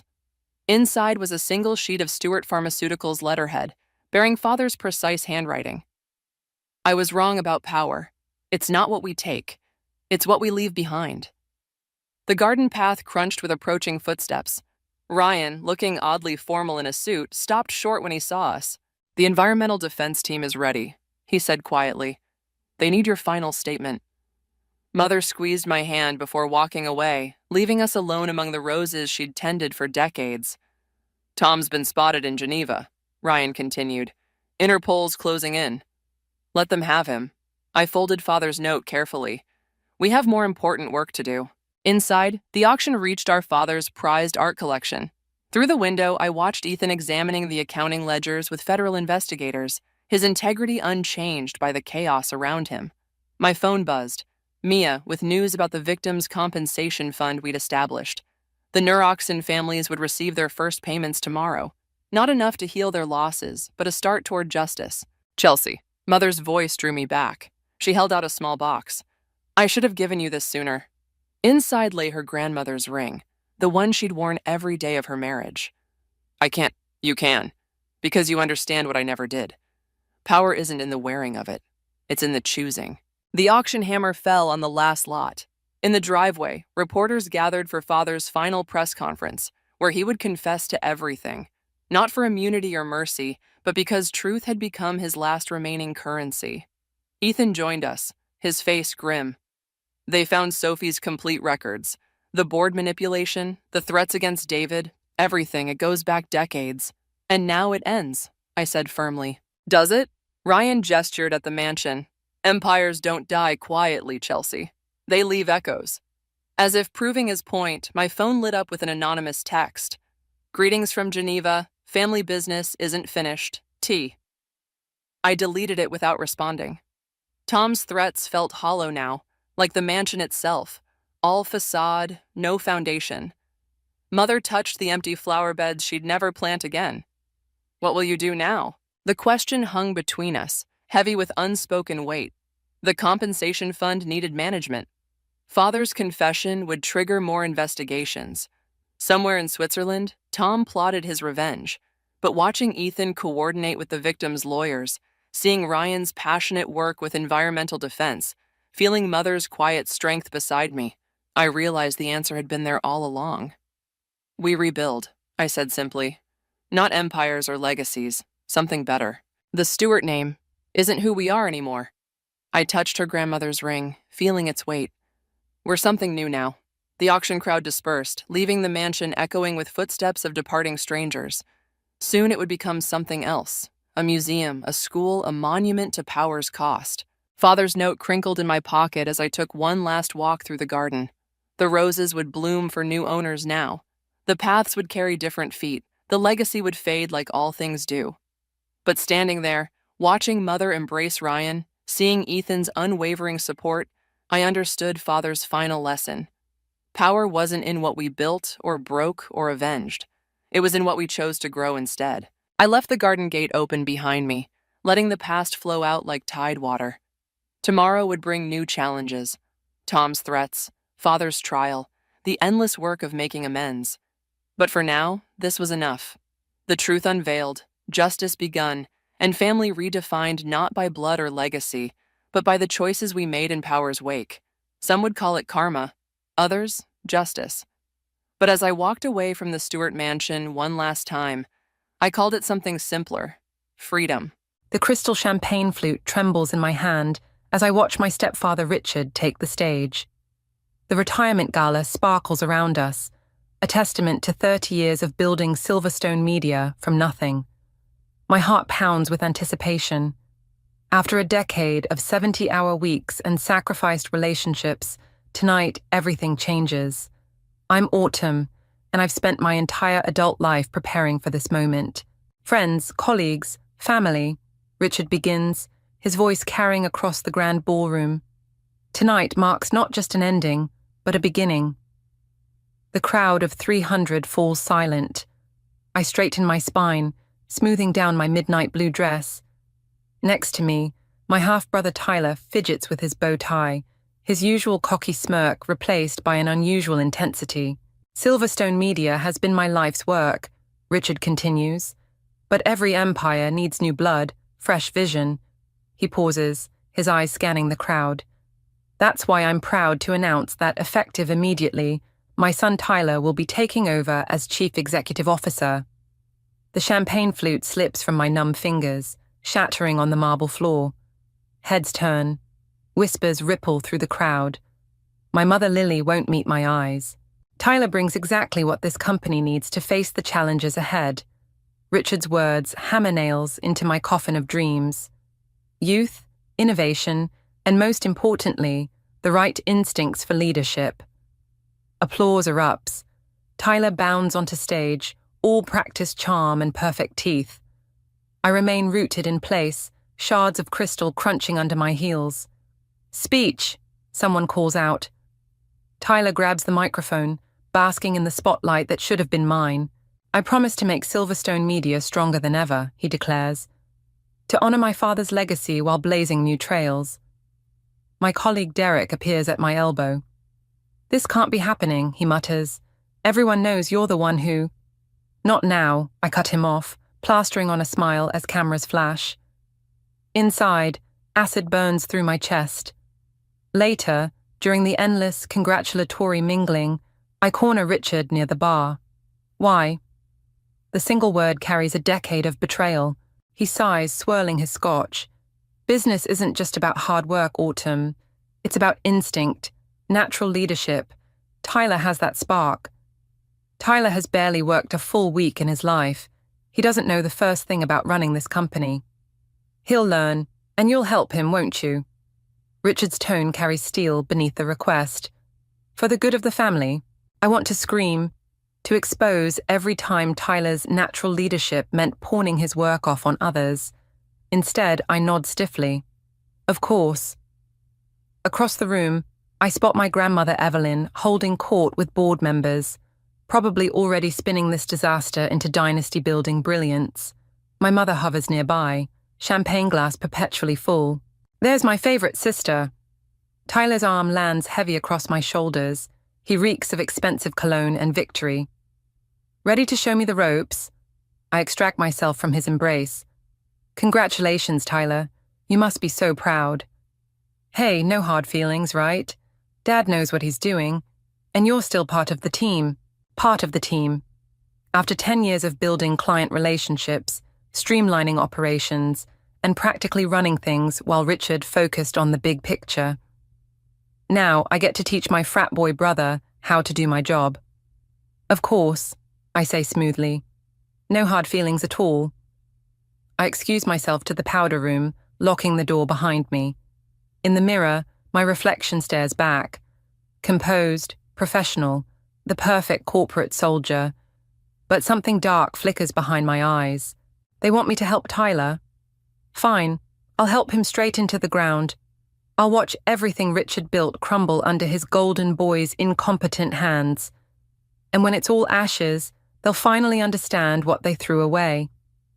I reapply my lipstick, adjust my smile, and return to the party. After all, I have a lot to teach my dear brother about running a company. Starting with exactly how much he doesn't know. The morning after the gala, I find my mother in her garden, methodically deadheading roses like nothing's changed. Her perfectly manicured nails snip through stems with practiced precision.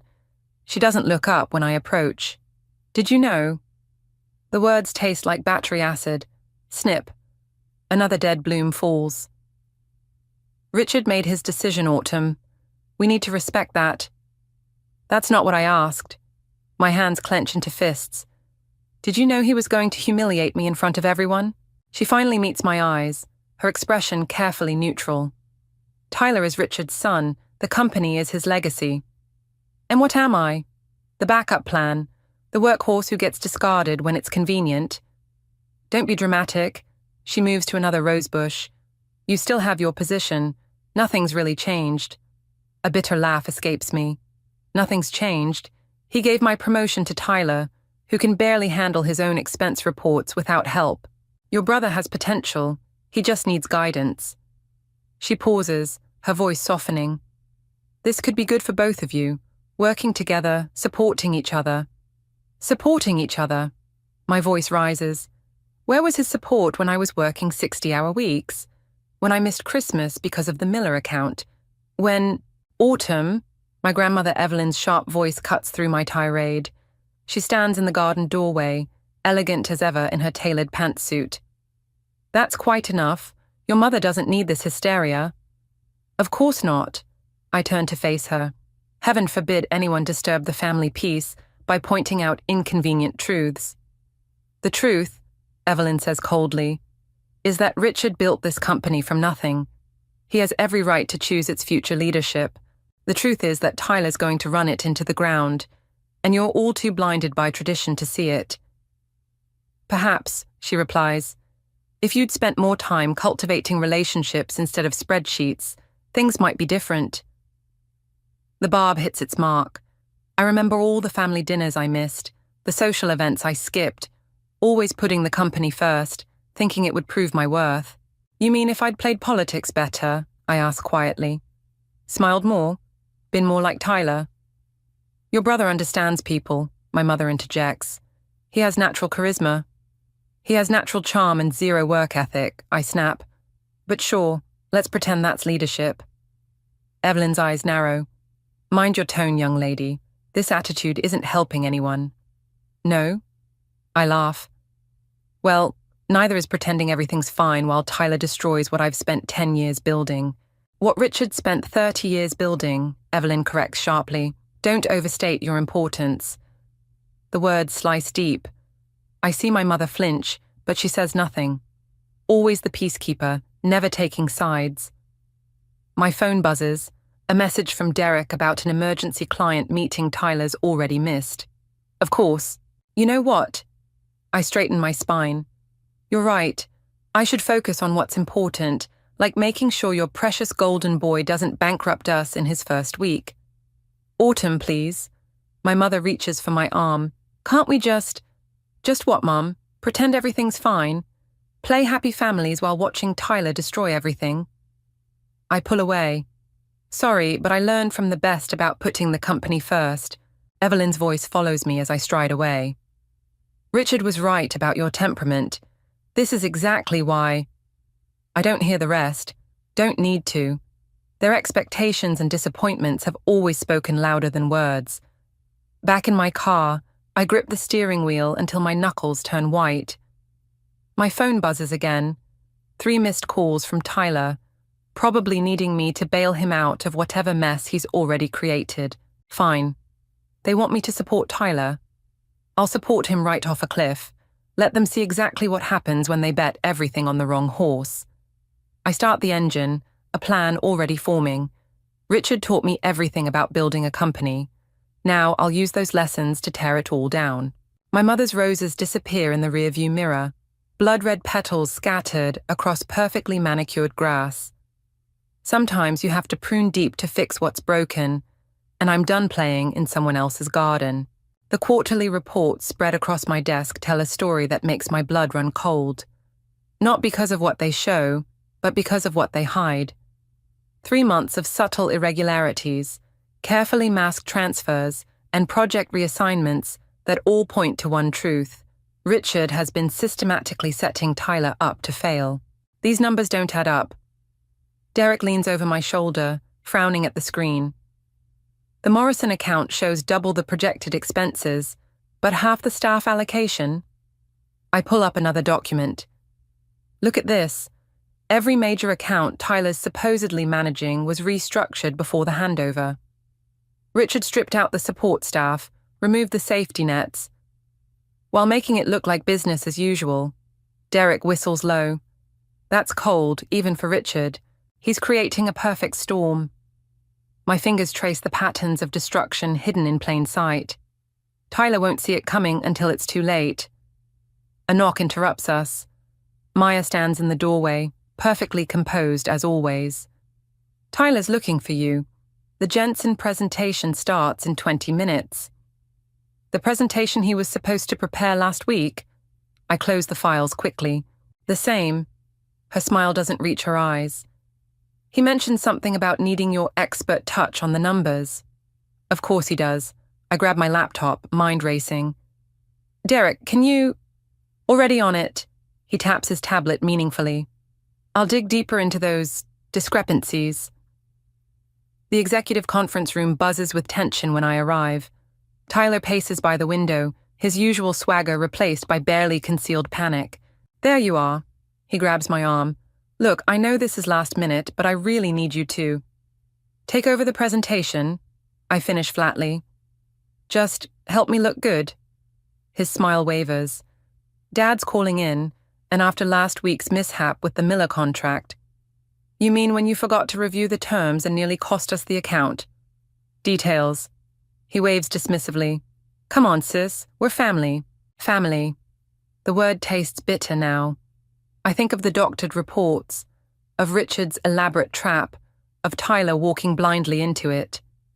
Fine. I pull up the presentation I knew I'd end up giving. But we do this my way. The meeting starts rough and gets worse. Tyler fumbles basic questions, contradicts himself, and keeps looking to me with increasingly desperate eyes. I feed him answers, watch him stumble through them, and feel something shift inside me. Richard's face on the video call remains impassive, but I see the calculation behind his eyes. He's watching his plan unfold exactly as designed. Perhaps, Richard interrupts Tyler's latest rambling response. Autumn could clarify the projection models. And there it is, the perfect moment to expose everything. The manipulation, the setup, the inevitable crash he's orchestrating. I could save Tyler from what's coming, or, actually, I smile, I think Tyler should walk us through his vision for the account's future development. Tyler freezes. Richard's eyebrows lift slightly. In the silence that follows, I see the moment Tyler realizes he's completely out of his depth. The meeting ends in polite disaster. As executives file out, Maya lingers, her expression thoughtful. Interesting strategy, she murmurs, letting him sink rather than saving him. Sometimes people need to learn their own lessons. Her laugh is soft. Is that what we're calling it? Back in my office, Derek's waiting with more findings. It's worse than we thought. Richard's been systematically... I know. I cut him off, staring at the city beyond my window. He's orchestrating Tyler's failure to prove a point. So, what are you going to do? Tell Tyler? I think of my brother's desperate eyes in that meeting, of Richard's calculated manipulation, of my mother's roses and grandmother's dismissal. No. I turn back to my desk, pulling up the files that will seal Tyler's fate. I'm going to help them both get exactly what they want. Autumn, Derek's voice carries a warning. Richard wants to teach Tyler a lesson about leadership. I start typing. Fine, let's give them both an education they'll never forget. The quarterly reports glow on my screen, their hidden messages now clear as day. Richard thinks he's the only one who can play this game. He's about to learn otherwise. Sometimes the best revenge isn't stopping someone's plans. It's helping them succeed in all the wrong ways. Sleep hasn't come easily since I discovered Richard's manipulation. Tonight, I stand at my apartment window, watching city lights blur through a glass of bourbon when my phone vibrates. A message from an unknown number. Check your email. You're not the only one he's playing. The attached files make my hands shake. Employee records, performance reviews, a pattern spanning years before Tyler, before me. Other promising executives, carefully groomed, then systematically destroyed. Couldn't sleep either. Derek's voice comes through when I call. I was about to... Did you send these files? A pause. What files? I forward them while explaining. His sharp intake of breath tells me he's seeing what I saw. Jesus, he mutters. Sarah Chen in 2015. Marcus Rodriguez in 2018. All of them. Set up to fail. My reflection stares back, haunted. It's his game. Build them up, break them down, then sweep in to save the company. And now Tyler's next. Derek's keyboard clicks in the background. But why would he do this to his own son? The bourbon burns going down. Because it's never been about Tyler. It's about control, always has been. A knock at my door makes me freeze. Through the peephole, Maya stands in the hallway, perfectly composed despite the late hour. "We need to talk," she says when I open the door. Her eyes flick to my phone. "Alone." I end the call with Derek, but leave the line open, muted. Maya moves through my apartment like she owns it, settling onto my couch with practiced grace. "Those files you received?" She crosses her legs. "They're just the beginning." "You sent them? I've been watching Richard's pattern for years." She pulls out a tablet. "Waiting for the right moment, the right ally." "And you think that's me?" Her smile is razor sharp. "I think you're smart enough to see the bigger picture. This isn't just about your brother anymore." The tablet shows more documents. Board meeting minutes, private emails, financial transfers. A web of manipulation spanning decades. "Richard's retiring, but he's not letting go," Maya continues. "Tyler's just his latest puppet. Once he fails, Richard steps in as special advisor to clean up the mess. The board begs him to return, and the cycle continues." My hands clench. "Why show me this?" "Because you're different. You actually understand the business. With the right evidence, the right strategy." She lets the implication hang. "You want me to help you expose him. I want us to help each other." She stands, smoothing her skirt. "Think about it, but don't take too long. Others are already moving against him." After she leaves, Derek's voice crackles through my phone. "You know this is a trap, right?" I stare at the documents Maya left behind. The question is, whose trap? "Autumn." His tone carries warning. "This is bigger than family drama now. People's careers, lives. I know." My voice sounds distant to my own ears. "That's why I have to do something." "Do what, exactly?" The bourbon glass catches moonlight, casting shadows like prison bars across my floor. Beat them at their own game. I spend the rest of the night digging deeper, mapping connections, finding patterns. By dawn, my walls are covered in digital strings of evidence, all pointing to one inescapable truth. I'm not just fighting for my place anymore. I'm fighting for everyone Richard has ever destroyed. My phone buzzes. Tyler, asking for help with another presentation. Below that, a message from my mother about Sunday dinner. A family pretending everything's normal while Rome burns. Maya's right about one thing. This is bigger than Tyler now, but she's wrong if she thinks I'm playing by anyone's rules but my own. I send Derek a message. "Get me everything you can on Maya's history with the company. Every project, every connection." Then I call Tyler. "Hey, brother. About that presentation, I have some ideas I think Dad will love. Sometimes the only way to dismantle a game is to play all sides until the pieces collapse. Richard taught me that, even if he never meant to." The sun rises over the city, painting everything in shades of blood and gold. Time to see who's really pulling the strings, and who's about to get tangled in them. The Morrison account was supposed to be Tyler's first major test. Instead, it becomes my first real move. I sit in the back of the conference room, watching him flounder through another presentation and carefully plant the seeds of doubt. "Interesting approach," I murmur to the client when Tyler steps out. Though not quite what we discussed in the preliminary meetings. Mrs. Morrison's perfectly manicured nails tap against her tablet. "You mean when you handled the account?" "Oh, I'm sure Tyler has his reasons for the changes." I pause, letting concern color my voice. "Though, if you'd prefer to discuss the original strategy." By the time Tyler returns, Mrs. Morrison's smile has gained a predatory edge. The meeting ends with polite promises to review their options. Derek catches me in the hallway afterward. "That was cold. That was business." I keep walking, heels clicking against marble. "Tyler wanted to play CEO. Let him learn how it feels to lose a $10 million account. And the 30 people whose jobs depend on that account." I falter for half a step. they'll land on their feet. Besides, better a controlled crash now than... Autumn. Maya appears around the corner, smooth as silk. Richard wants to see you. My stomach drops, but I keep my face neutral. In Richard's office, sunlight streams through floor-to-ceiling windows, illuminating the man who taught me everything about power, including how to lose it. The Morrison account, he begins without preamble. They're considering pulling out. So I heard. Tyler seems to think you might have influenced their decision. I meet his gaze steadily. Tyler needs to learn that actions have consequences. Indeed, Richard's smile doesn't reach his eyes. Speaking of consequences, the board is concerned about recent performance metrics. They're suggesting a restructuring of senior management. The threat hangs between us. I think of Maya's files, of all the others Richard has destroyed.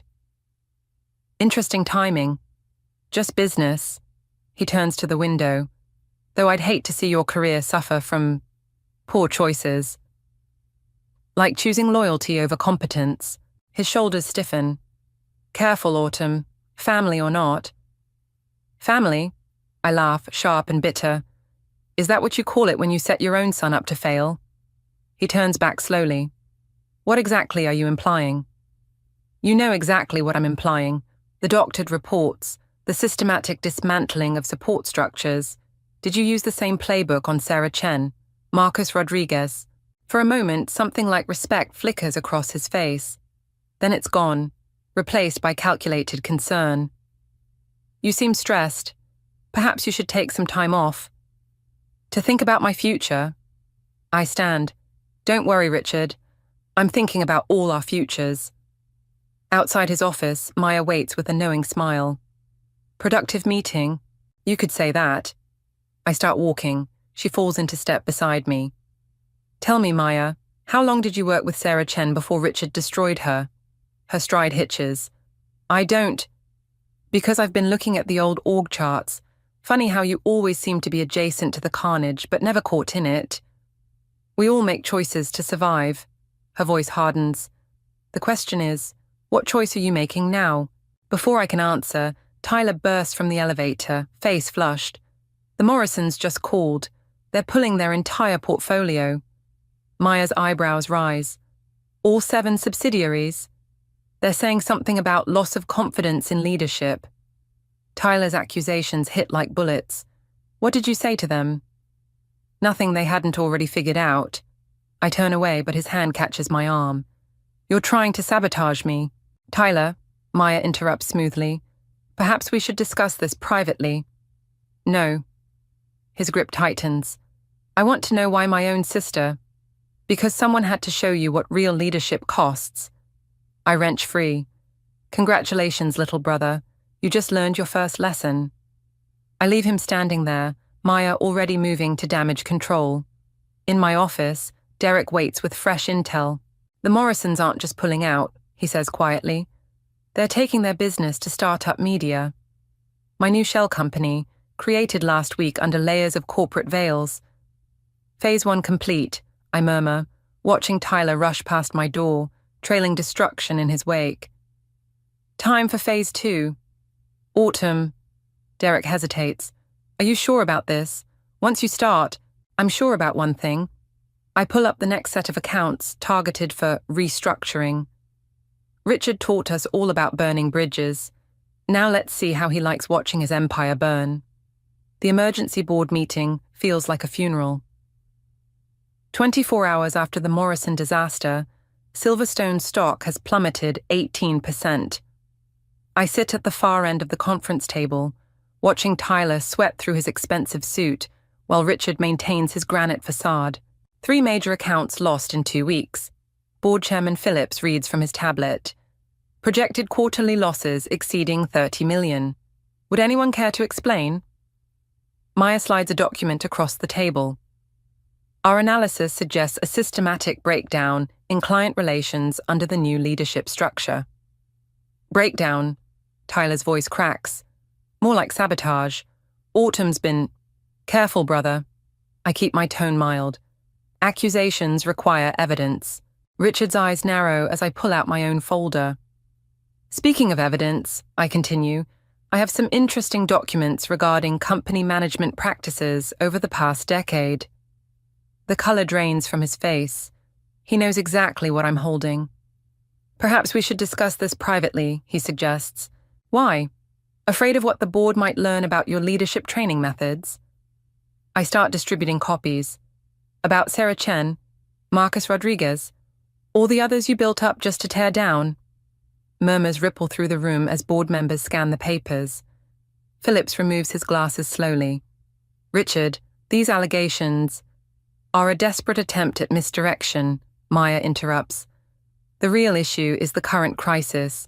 The real issue, I stand, is that this company has been run like a puppet show, and I'm done playing with strings. I trigger the presentation screen, displaying years of manipulated reports, doctored performance reviews, and carefully orchestrated failures. Tyler stares at the evidence of his own orchestrated downfall, comprehension dawning in his eyes. Dad? His voice sounds young, broken. You set me up. Tyler, I was preparing you. For what? I cut in. To fail spectacularly enough that the board would beg you to return, just like every other time. The room erupts in chaos. Board members demand explanations. Maya tries to seize control of the narrative, but I'm not done. Oh, and about those lost accounts? I pull up one final document. They're not lost. They're with Startup Media, my new company. Richard's mask finally cracks. You learn from the best. I smile. About burning bridges, destroying lives, all of it. How does it feel, watching your legacy crumble? The victory tastes like ashes when I see Tyler's devastated face. This was supposed to be about justice, but now... Security will escort you out, Philip says quietly. All of you, pending a full investigation. In the lobby, Tyler catches my arm. Was any of it real? Did you ever actually care about helping me? Before I can answer, Maya appears. Autumn? A word? She leads me aside, her smile sharp as broken glass. Brilliant performance. Almost had me convinced. She hands me her phone, displaying emails I've never seen. But you missed something. My blood freezes. The emails show conversations between Richard and Maya spanning years. Planning my downfall, not Tyler's. I was the target all along. Did you really think Richard would let an outsider run his company? She laughs softly.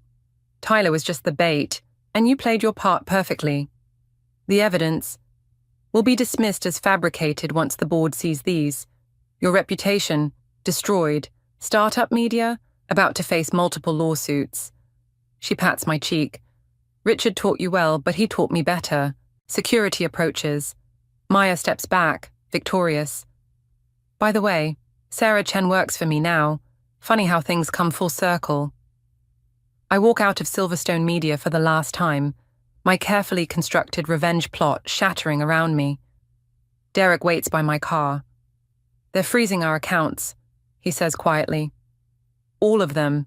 Maya's team moved fast. Of course they did. I was so focused on Richard's game, I never saw the bigger trap. My phone buzzes. My mother. The family lawyers will handle everything, she says when I answer. But Autumn, don't come to Sunday dinner, not for a while. I watch Tyler leave the building, shoulders slumped, destroyed by the truth about both his father and his sister. Richard follows, already in damage control mode.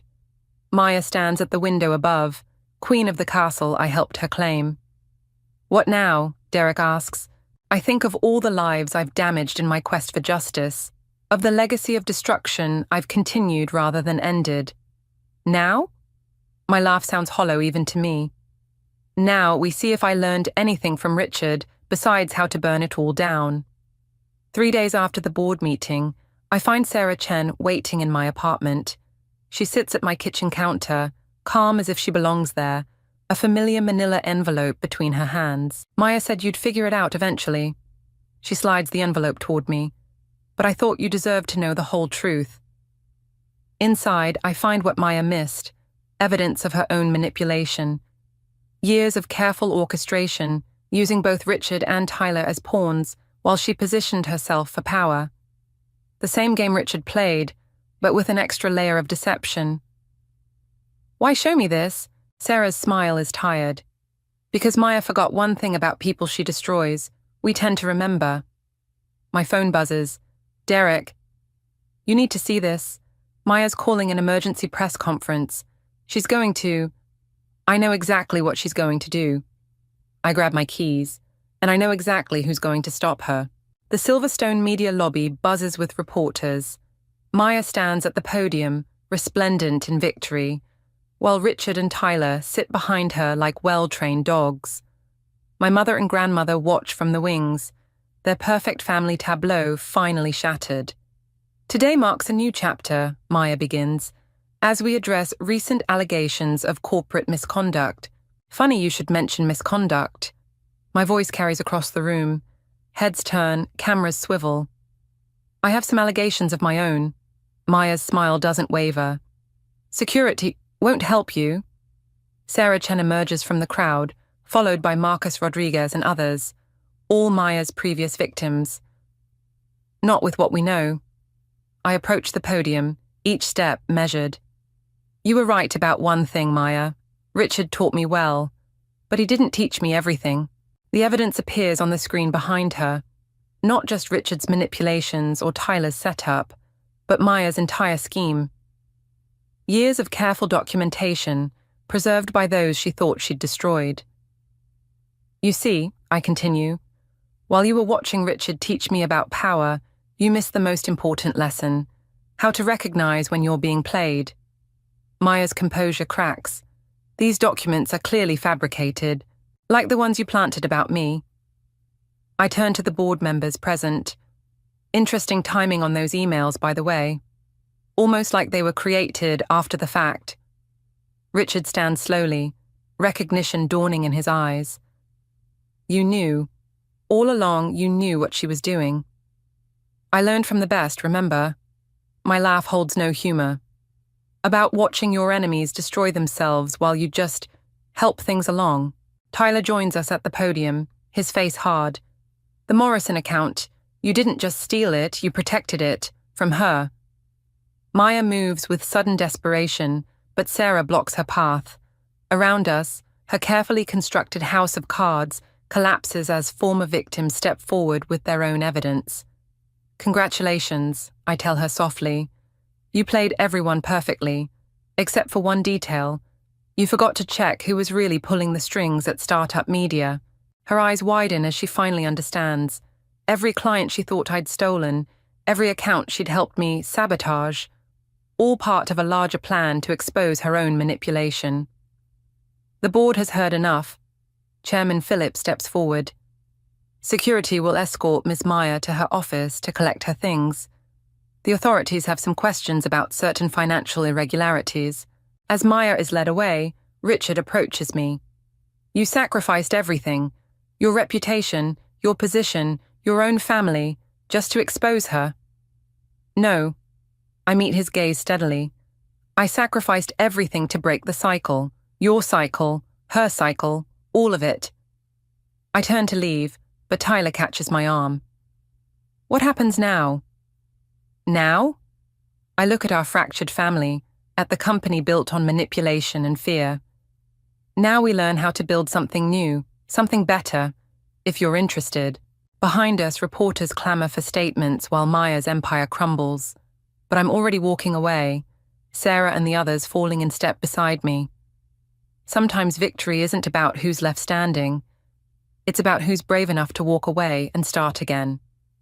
Derek waits by the door, grinning. Ready for phase 3? I think of all the lessons Richard taught me about power, all the ones Maya taught me about deception, and all the ones I had to learn myself about redemption. Phase 3, I agree. Let's build something worth saving this time. The new office of Phoenix Media overlooks the city from a different angle than Silverstone's tower. Smaller, but somehow it feels more real. Sarah Chen's team just landed their third major account, while Marcus Rodriguez's creative division continues exceeding expectations. Board meeting in 10, Derek announces, dropping a stack of reports on my desk. Tyler's waiting in the conference room. I find my brother studying our mission statement on the wall, building success through integrity. His suit is less expensive now, but he stands straighter. The Anderson portfolio looks promising, he says without turning, though the numbers need work. That's why I asked you to consult. I move beside him. You've learned a lot about what not to do, learned from the best. His smile holds a hint of old pain, but something else too. Understanding, maybe. Speaking of learning, did you see this? He hands me a tablet displaying Richard's resignation letter from Silverstone's board. The company's being restructured under new leadership. Someone named Claire Foster, a long-time middle manager I barely remember. Claire? I frown. Why her? Check her personnel file, the one Richard kept in his private records. The document makes my hands shake. Years of notes, careful observations, quiet mentoring. Richard had been grooming Claire all along, while the rest of us fought over shadows. He played us all, Tyler says quietly. But maybe he taught us something too, about what really matters in building something lasting. The conference room fills with my new team, former victims of corporate games turned architects of something better. Sarah Chen's financial models revolutionized our approach. Marcus Rodriguez's creative strategies attract clients tired of old power plays. Quarterly projections are up, Sarah begins, but more importantly, employee satisfaction scores. A familiar figure in the doorway cuts her off. My mother stands there, looking smaller than I remember.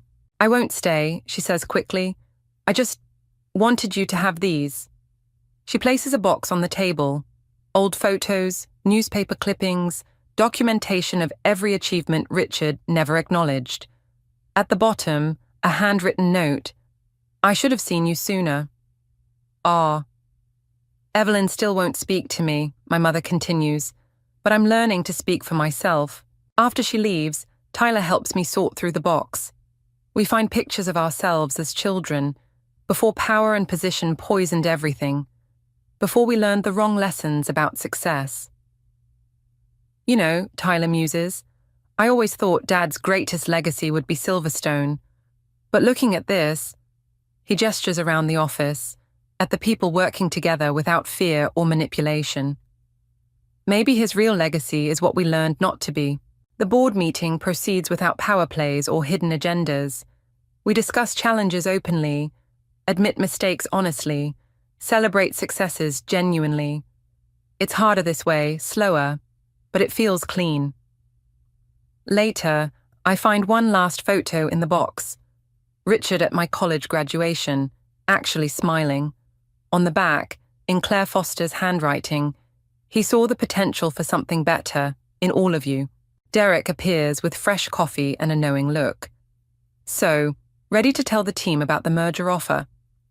I think about Silverstone's board wanting to combine forces, about Claire Foster's quiet revolution there, about second chances and better ways forward.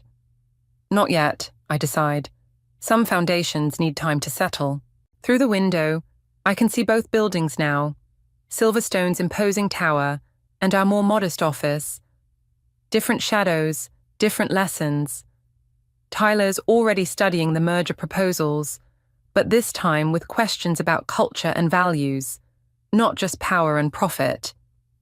The photo of Richard goes into my desk drawer, not hidden, just waiting, like the possibility of reconciliation, of understanding that some victories don't look like what we expected.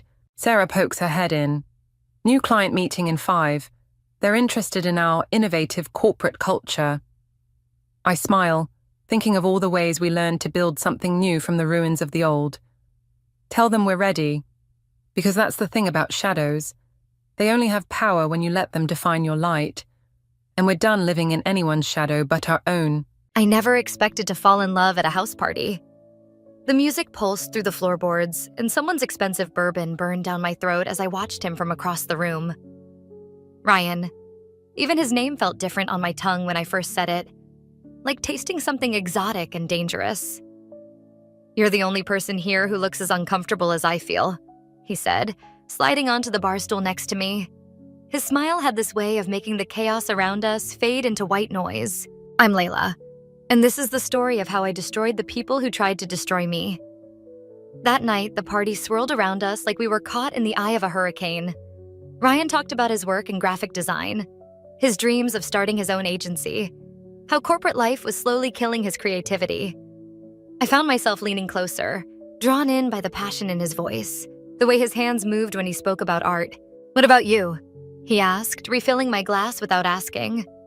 "What drives you crazy enough to hide at the bar during the party of the year?" "Numbers," I said. "I'm an accountant. We're naturally antisocial." He laughed, and something inside me shifted. "I doubt that. You're just waiting for the right company." 3 hours later, we were sitting on the front steps, sharing a cigarette neither of us usually smoked.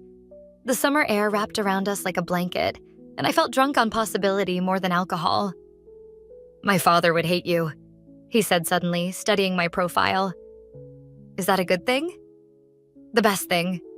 He turned to face me fully. "Want to really piss him off?" I should have seen it then.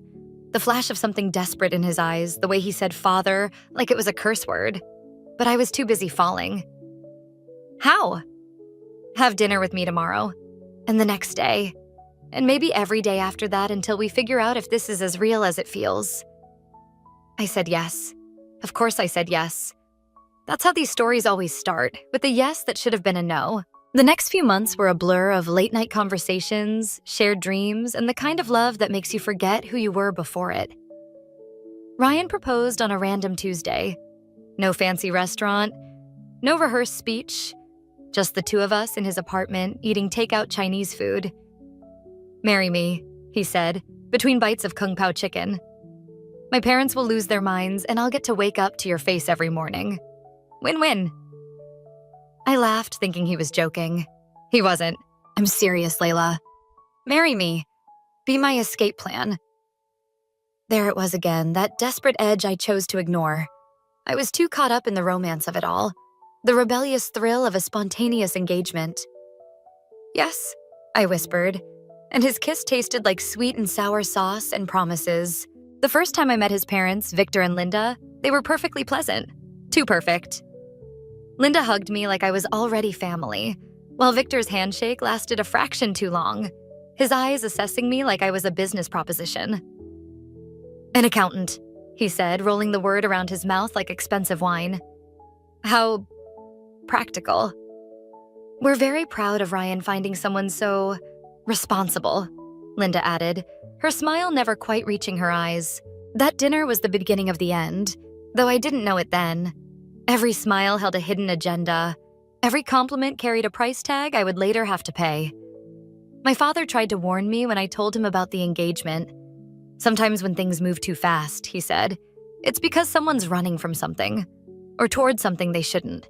I dismissed his concerns. Thomas was always too cautious, too analytical. What did he know about passion, about the kind of love that makes you want to rebuild your whole world around another person? Now, standing in the cemetery 6 months later, watching them lower my father's casket into the ground, I finally understand what he meant. And I know exactly what I have to do about it. Moving in with Ryan happened faster than I could process the change. 1 minute I was boxing up my apartment, the next I was arranging my coffee mugs in our kitchen while his mother rearranged them behind my back. "The handles should all face right," Linda said, her perfectly manicured nails clicking against ceramic. "It's more efficient that way." Ryan's always been particular about organization.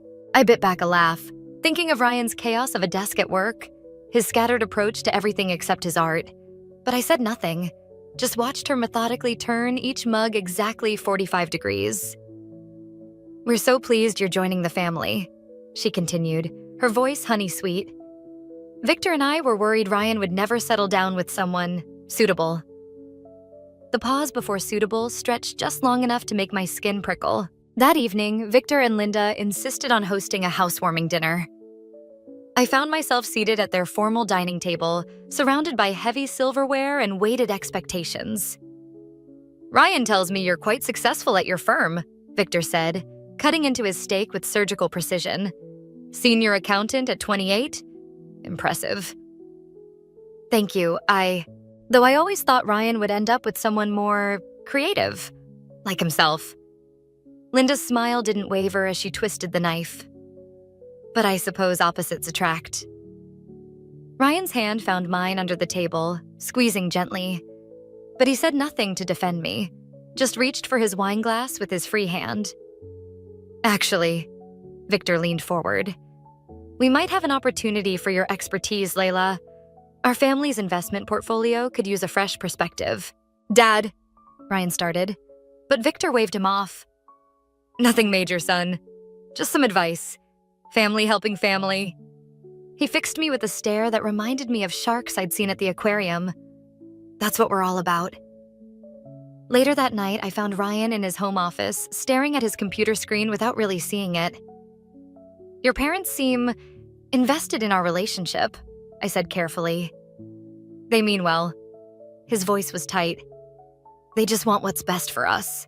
And what do you want? He finally looked at me, and for a moment I saw something like fear flash across his face.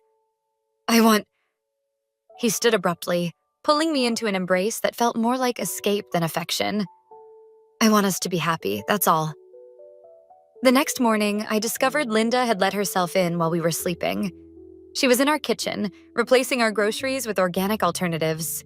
Oh, don't mind me, she chirped, tossing out my favorite coffee. Just helping you get settled properly. Ryan has such sensitive digestion. Didn't he tell you? He didn't, because he doesn't. I'd watched him devour street tacos and gas station sushi without consequence. But again, I said nothing. That became our pattern over the next few weeks. Victor and Linda appearing unannounced, making small changes, offering unsolicited advice wrapped in concern. Each time, Ryan would tense up but stay silent, leaving me to navigate their subtle manipulations alone. Then came the first financial favor. It's just a small loan, Victor explained over Sunday brunch. The country club's raising their annual fees, and with Linda's medical expenses this year. He trailed off, looking meaningfully at Ryan. Medical expenses? I asked, not remembering Linda mentioning any health issues. Nothing serious, Linda jumped in, touching her throat dramatically. Just some routine procedures. We'd ask Ryan, but with his creative career being so unstable, I felt Ryan shrink beside me, his shoulders hunching slightly. Before I could stop myself, I heard my voice say, "Of course we'll help. Family helps family, right?" Victor's smile was all teeth. Exactly. We'll have the paperwork drawn up tomorrow. That night, I lay awake, listening to Ryan's steady breathing beside me. On my nightstand, my phone lit up with a text from my father. Everything okay? You've seemed distant lately. I started to type, "I'm fine," but deleted it. Instead, I wrote, "Can we meet for coffee this week? Just us?" His response came immediately. "Name the time and place." As I set my phone down, Linda's voice echoed in my head. Family helps family. But whose family was I really helping? And at what cost? I rolled over, studying Ryan's profile in the darkness. He looked younger when he slept, more like the man I met at that party and less like the son who couldn't say no to his parents. I wondered if he knew what he was running from that night, or what he was running me toward. The spreadsheet on my laptop screen blurred as I stared at the numbers for the 10th time. 6 months of small loans to Victor and Linda had quietly ballooned into a sum that made my stomach clench. Each transaction came with a story. Linda's mysterious medical bills, Victor's business venture losses, emergency home repairs that somehow never showed visible results. My coffee had gone cold when my phone buzzed. Another text from Linda. "Darling, we simply must discuss the Christmas fund. The country club's charity gala needs our support." I closed my eyes, remembering last month's emergency when Victor claimed their investment group needed a quick cash injection. Ryan had nodded along, eyes fixed on his plate, while I wrote another check. The front door clicked open. Ryan's footsteps, then Linda's voice. My head snapped up. She was here in our house again. Mother thought she'd help me pick out a new suit for the firm's portfolio presentation, Ryan said, not quite meeting my eyes. We brought dinner. From that lovely French place, Linda added. Much better than that takeout you two always order. I stood up, closing my laptop. Ryan, could we talk privately for a moment? In our bedroom, I pulled up the spreadsheet on my phone. Have you seen these numbers? He glanced at the screen, then away. They're just temporary setbacks. Dad's investments will pay off soon. Like the last 3 were supposed to? My voice cracked. Ryan, we're hemorrhaging money. Your parents don't. His face hardened. Their family, they've supported me through everything. They're supporting themselves through us, I shot back. And you're letting them. A knock at the door made us both jump. Linda's voice drifted through. Everything all right in there? The soup's getting cold. Ryan's shoulders slumped. Coming, Mother. He turned to me, his voice barely a whisper. Please, Layla, just keep the peace. At dinner, Victor called. Linda put him on speakerphone, his voice filling our dining room like smoke. Wonderful news, he announced. The investment group has an incredible opportunity. Time sensitive, of course. We just need... No. The word escaped before I could stop it. Silence fell like a blade. I beg your pardon? Victor's voice went arctic. We can't. I forced myself to look at Linda's shocked face. We've already given so much. Given? Linda's laugh could have frosted glass. My dear, we're family. There's no giving or taking in family. There's only supporting each other. Then where's your support? The words tumbled out. Where's the money from the last 3 investments? The medical bills we never saw? The home repairs that... Layla! Ryan's voice held a warning. I opened my laptop, turned it toward them. Look at the numbers. Really look.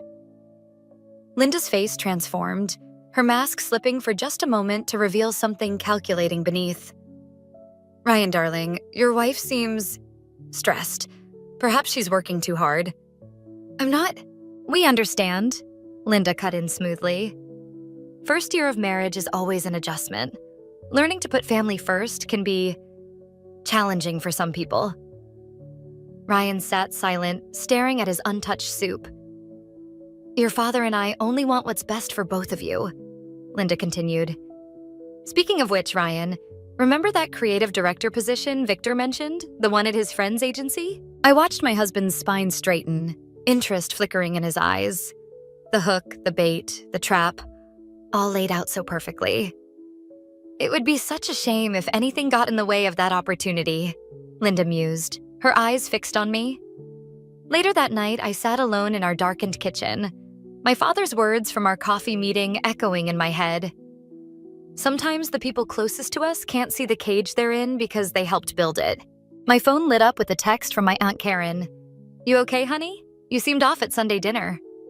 Before I could respond, another message appeared, from Victor this time. Documentation for the new investment opportunity attached. Time sensitive. Family comes first. I opened my spreadsheet again, adding a new column. But this time, instead of tracking what they'd taken, I started calculating what it would cost to make them pay it all back. In our bedroom, Ryan slept soundly, unaware that beside him, his wife was finally waking up. The email from the bank arrived at 3:47 a.m. I'd been awake anyway, running numbers through my head like counting sheep, when my phone lit up the darkness. The subject line stopped my breath. Unauthorized account activity alert. Someone had drained our savings account. Every penny we'd set aside, gone in a single transfer. The timestamp showed it happened just hours after I'd refused Victor's latest investment scheme. My hands shook as I dialed Ryan's office number. It was early, but he'd mentioned working late on a project. 3 rings, then his voicemail. I tried his cell. Straight to voicemail. Everything all right, dear? Linda's voice floated through our bedroom door. She wasn't supposed to be here? Why was she here? I closed my laptop, tucking it under the bed before opening the door. Linda stood there in her designer suit, perfect makeup at 4 a.m, holding a steaming mug of coffee. Ryan called, she said, extending the mug. He's staying at our house tonight. The creative director position? They needed him to start immediately on a test project. I didn't take the coffee. The savings account is empty. Oh? Her eyebrows lifted with practiced concern. How dreadful. Though perhaps this is a sign you should let Victor handle the family finances. He has so much more experience. The pieces clicked together like a lock tumbling open. Ryan gave you the account passwords, didn't he? Family takes care of family, she said, her smile never wavering. Sometimes that means protecting people from their own limited perspective. My phone buzzed, a text from Ryan. It's for the best. Trust them. Trust me. I deleted the message without responding. Get out of my house. Our house, dear. The deed's in Ryan's name, remember? Linda set the coffee down, her movements precise and deliberate. Victor thought it best, given your emotional approach to money. I grabbed my keys and laptop, pushing past her. She caught my arm, her manicured nails digging in. Think carefully about your next move, she said softly. Ryan's new position? It depends entirely on family harmony. I yanked free, nearly running to my car. As I pulled away, I saw Linda in my rearview mirror, phone to her ear, that perfect smile still in place. My Aunt Karen's house was only 20 minutes away, but my hands trembled so badly I had to pull over twice. When I finally reached her driveway, she was already on the porch in her robe, arms crossed against the pre-dawn chill. Your father called, she said as I stumbled out of the car. He's been trying to reach you. My phone's been... I started, but she cut me off. There's something you need to know about Victor and Linda. She led me inside to her home office. Thomas has been investigating them for months. She pulled out a thick file. Your father may seem distant, but he notices things. After your wedding, he started digging. Victor's investment group? It doesn't exist. Neither do Linda's medical bills. They've done this before. To Ryan's previous fiancé. My stomach lurched. Previous? She disappeared 3 years ago. Left Ryan at the altar, supposedly, but your father found something. Karen hesitated. The timing of her departure coincided with a massive transfer from her accounts to an offshore holding company. Victor's company. I sank into a chair, remembering Linda's words. Family takes care of family. There's more, Karen said quietly. Thomas was planning to confront them tomorrow. He has evidence of at least 4 other cases, all young professionals, all married to people connected to Victor's social circle, all financially drained and discredited within a year of marriage. My phone buzzed again. Victor this time. Family meeting, 7 p.m., attendance mandatory. Karen read the message over my shoulder. You can't go back there. No, I said, something cold and clear crystallizing in my chest. I have to, but first I need everything in that file. Layla. They took everything from me, I said, surprised by how steady my voice sounded. Now I'm going to return the favor. As the sun rose, I started reading, making notes, building a plan. They thought they were destroying me. Instead, they were creating something far more dangerous. Someone with nothing left to lose. Karen's call came at midnight. Her voice cracked as she spoke. Layla, it's your father. There's been an accident. The hospital corridor stretched endlessly before me, fluorescent lights burning my eyes. I found Karen outside the ICU, clutching her phone like a lifeline. They're saying it was a brake failure, she whispered.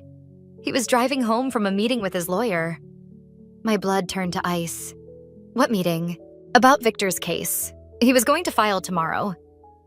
She pressed a USB drive into my palm. He wanted you to have this. Said if anything happened, don't. I closed my fingers around the drive. He'll tell me himself when he wakes up. The doctor's face told a different story. Words like extensive internal bleeding and critical condition floated past me. I stood at my father's bedside, watching machines breathe for the man who'd always been my foundation. My phone buzzed. Linda. Terrible news about Thomas. We're all praying for him. Family dinner still on for tomorrow? I switched off my phone and plugged in the USB drive at the nurse's station computer. Files upon files appeared.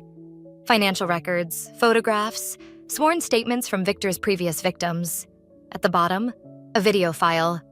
For Layla. My father's face filled the screen, recorded just hours before the accident. If you're watching this, something's happened to me. Victor's operation goes deeper than we thought. The others weren't just scammed, they were systematically destroyed. Careers ruined, reputations shattered. The money was never the point. It's about power, about breaking people who might threaten his control. A nurse touched my shoulder, making me jump. He's asking for you.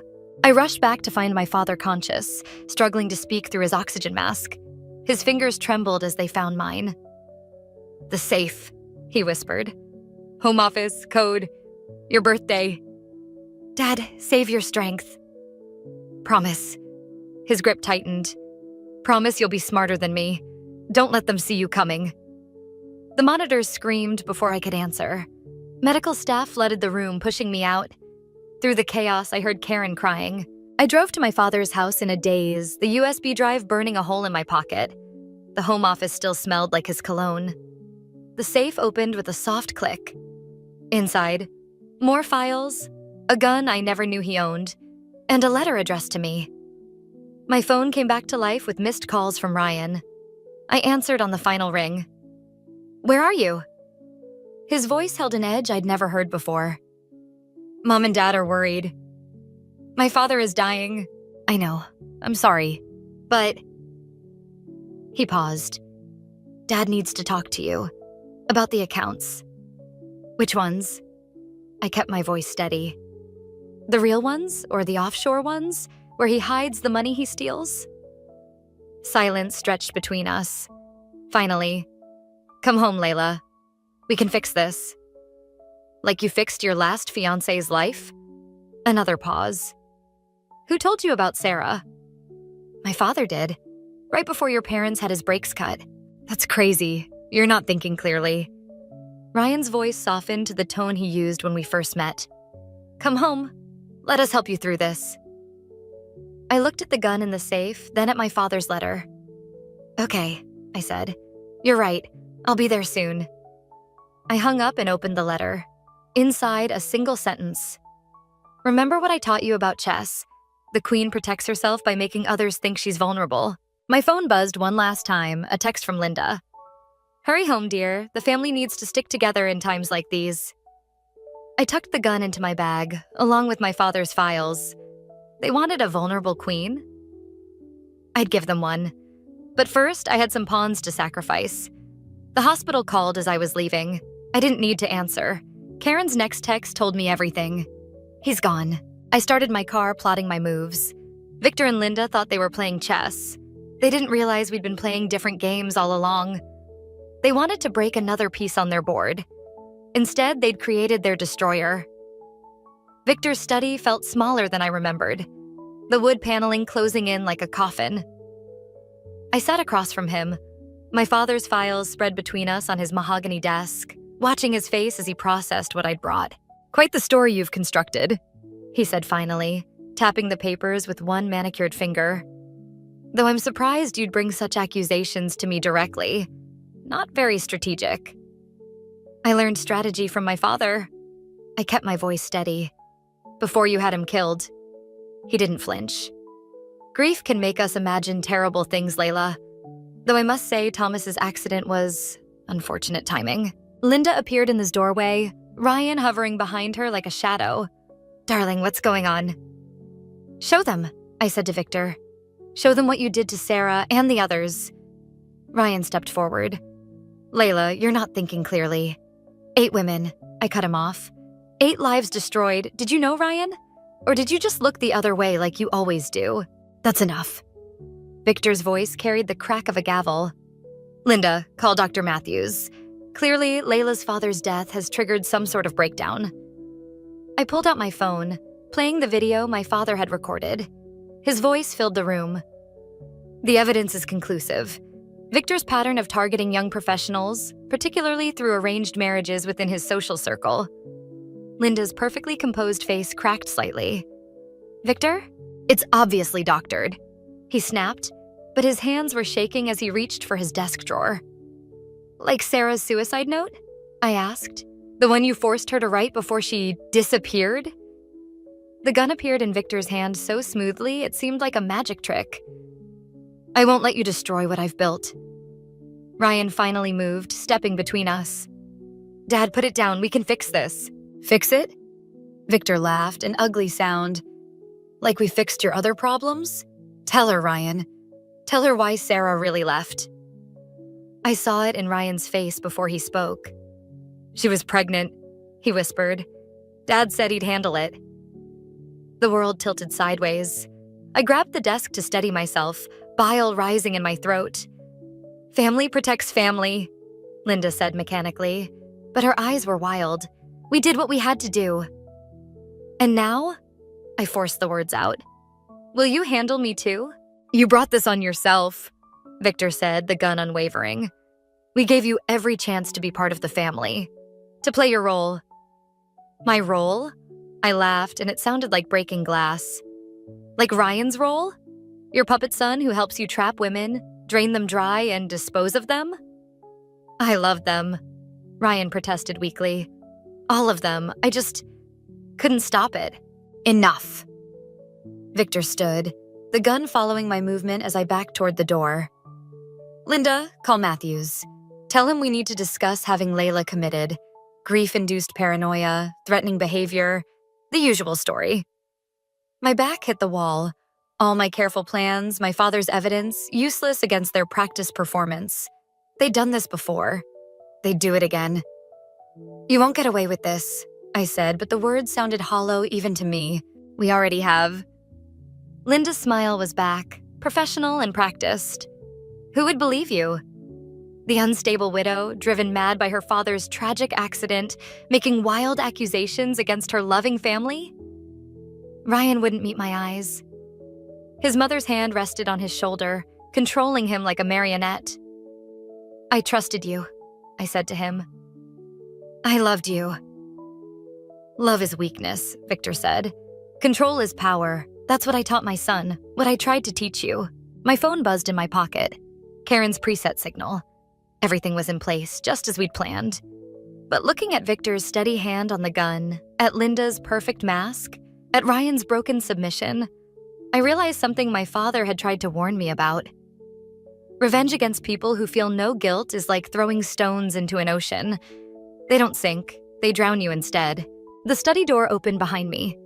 2 men in white coats entered, followed by a distinguished-looking doctor. Matthews, I assumed. Right on cue. Mrs. Anderson? Matthews said gently. Your family is very worried about you. Why don't we go somewhere quiet and talk? I looked at my husband, my in-laws, these strangers who'd orchestrated my destruction with the precision of a symphony. And I smiled. They had no idea what was coming. The news broke during Victor's charity gala. As he stood at the podium, accepting applause for his generous donation, every phone in the ballroom lit up with the same notification. Breaking, local business mogul linked to multiple disappearances. I watched from my seat beside Ryan as Victor's face went ash gray. Linda's champagne glass slipped from her fingers, shattering on the marble floor. What have you done? Ryan whispered, gripping my arm. I smiled, remembering my father's words about chess. I learned from the best. Your family. The evidence my father had gathered wasn't just about Sarah or the money. It was about all of them. Every woman Victor had destroyed, every life Linda had helped dismantle. And now, thanks to Karen's connections at the newspaper, it was public. Victor abandoned his speech, moving through the crowd like a shark cutting through water. Linda followed, her perfect mask cracking with each step. They found us at our table, Victor's hands trembling with barely controlled rage. Outside. Now. His voice could have frozen hell. In the garden, away from prying eyes, Victor finally exploded. Do you have any idea what you've done? Exactly what you taught me, I said. Family protects family, right? I'm protecting the family you tried to destroy. Mine. We can fix this, Linda started, but I cut her off. Like you fixed Sarah? Or did you mean like you fixed my father's brakes? Ryan stepped between us. Layla, please. We can still... Still what? I turned to him. Still pretend you're not complicit? Still act like you didn't know what happened to your own child? The color drained from Linda's face. What did you say? Oh. I feigned surprise. Ryan didn't tell you? Sarah was pregnant when she disappeared. But you knew that already, didn't you, Victor? Linda turned to her husband, then her son. Victor? Ryan? It was necessary, Victor said, but his voice had lost its edge. The pregnancy would have complicated things. Complicated? Linda's perfect facade cracked completely. Our grandchild? The baby would have ruined everything, Ryan whispered. Dad said we had to protect the family name. Linda staggered back as if struck. For the first time, I saw her truly look at her husband, not as her partner in crime, but as the monster he was. "The police have everything," I said quietly. "Every document, every transaction, every disappeared woman. And Sarah? She's alive. My father found her before you killed him. She's testifying right now." Victor lunged for me, but Ryan caught him. "Don't touch her." "You ungrateful." Victor swung, his fist connecting with Ryan's jaw. As they struggled, Linda stood frozen, watching her perfect world implode. Sirens wailed in the distance, growing closer. "It's over," I said. "The queen takes the king." Victor broke free from Ryan, reaching for something in his jacket. The gun appeared again, but this time Linda moved faster than anyone expected. She grabbed Victor's arm, forcing it up as the shot rang out into the night sky. "No more," she said, her voice steel. "No more deaths, no more lies." Police flooded the garden. As they led Victor away in handcuffs, he kept screaming about family loyalty, about weakness and power. Linda went quietly, her mask finally completely shattered. Ryan stood before me, blood trickling from his split lip. "I loved you," he said. "That part was real." "Love without courage is just another form of fear," I replied. "You taught me that too." As they led him away, I felt nothing. Not triumph, not satisfaction, not even relief. Just a hollow space where revenge had lived, waiting to be filled with something new. Karen found me later, sitting alone in the garden. "Your father would be proud," she said softly. "Would he?" I looked at the stars. "I'm not sure revenge is what he wanted for me." "No," she agreed. "He wanted you to be strong. And you are. Stronger than any of them." I touched the locket around my neck, the one containing the last photo of my father and me. "The game isn't over yet," I said. "There are other families out there like Victor's, other women who need protection." Karen smiled. "Then let's get to work." The night air carried the scent of jasmine and justice. Somewhere in the distance, a clock struck midnight, marking the end of one game and the beginning of another. The courtroom emptied slowly, leaving me alone with the echo of the judge's verdict. Victor would serve 20 years. Ryan took a plea deal for 5. Linda turned state's evidence, trading her perfect life for immunity and redemption. I lingered, touching the polished wood of the witness stand where I'd told our story. Where Sarah had told hers, her hand protectively curved around her growing belly. Another chance at the family Victor had tried to destroy. "You did well." Linda's voice startled me. She stood in the doorway, looking smaller without her designer suits and carefully crafted persona. Better than I ever could. "Was any of it real?" I asked. "The warmth, the concern, the family dinners?" "Parts." She moved closer, her heels clicking against marble. "I envied you, actually. Your strength. I spent 30 years building walls to protect myself. You built weapons instead. Is that why you helped the prosecution?" "I helped because..." She touched the empty witness stand. "Because Sarah wasn't the first. There was another baby before Ryan. Victor said we had to protect the family name. I've been paying for that choice ever since." The revelation hung between us like smoke. Finally, Linda reached into her bag, pulling out a familiar object. My father's watch. "They found this in Victor's study," she said. "He kept trophies. I thought you should have it back." My hands shook as I took it. The face was cracked from the impact of the crash, frozen at the moment my father's car went off the road. "I never wanted," Linda started, but I cut her off. "Don't. We both know exactly what you wanted." She nodded, accepting the weight of truth. "What will you do now?" Through the courthouse windows, I could see Karen waiting by her car. On the passenger seat lay files about other families like Victor's, other women who needed help. My father's last case wouldn't be his lead after all. "I'm going to keep playing chess," I said. "But this time, I'm changing the rules."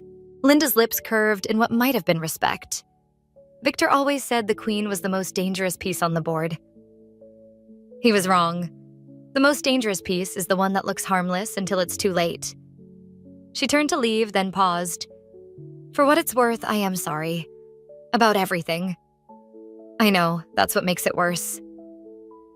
After she left, I stood at the window, watching the city pulse with life. My phone buzzed. A text from Ryan.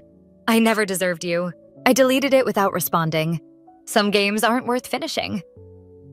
Karen honked the horn, impatient. The files in her car contained 3 new cases, 3 more families with secrets dark enough to kill for, 3 more chances to turn victims into victories. I touched my father's watch one last time before slipping it into my pocket. The face was broken, but the mechanism still worked, ticking away the moments between what was and what could be. Outside, the autumn air carried the scent of endings and beginnings. I thought of that house party where I'd first met Ryan, how easily I'd fallen for the promise of family, how expertly they'd played me. But they'd taught me more than they intended. About power, about patience, about the quiet satisfaction of watching carefully laid plans unfold. I slid into Karen's car, opening the first file. Another wealthy family. Another web of lies. Another chance to balance the scales. Ready? Karen asked. I smiled, thinking of Linda's words about queens and chess pieces, about the power of looking harmless until the perfect moment strikes. Ready, I said, and meant it. The city stretched before us, full of beautiful houses hiding ugly secrets, full of families like Victor's, who thought their money and influence made them untouchable, full of women who needed someone to show them how to fight back. They'd created their own worst enemy, teaching me their games, their rules, their weaknesses. Now I would use every lesson against them. The game wasn't over. It was just beginning. And this time I knew exactly how to play.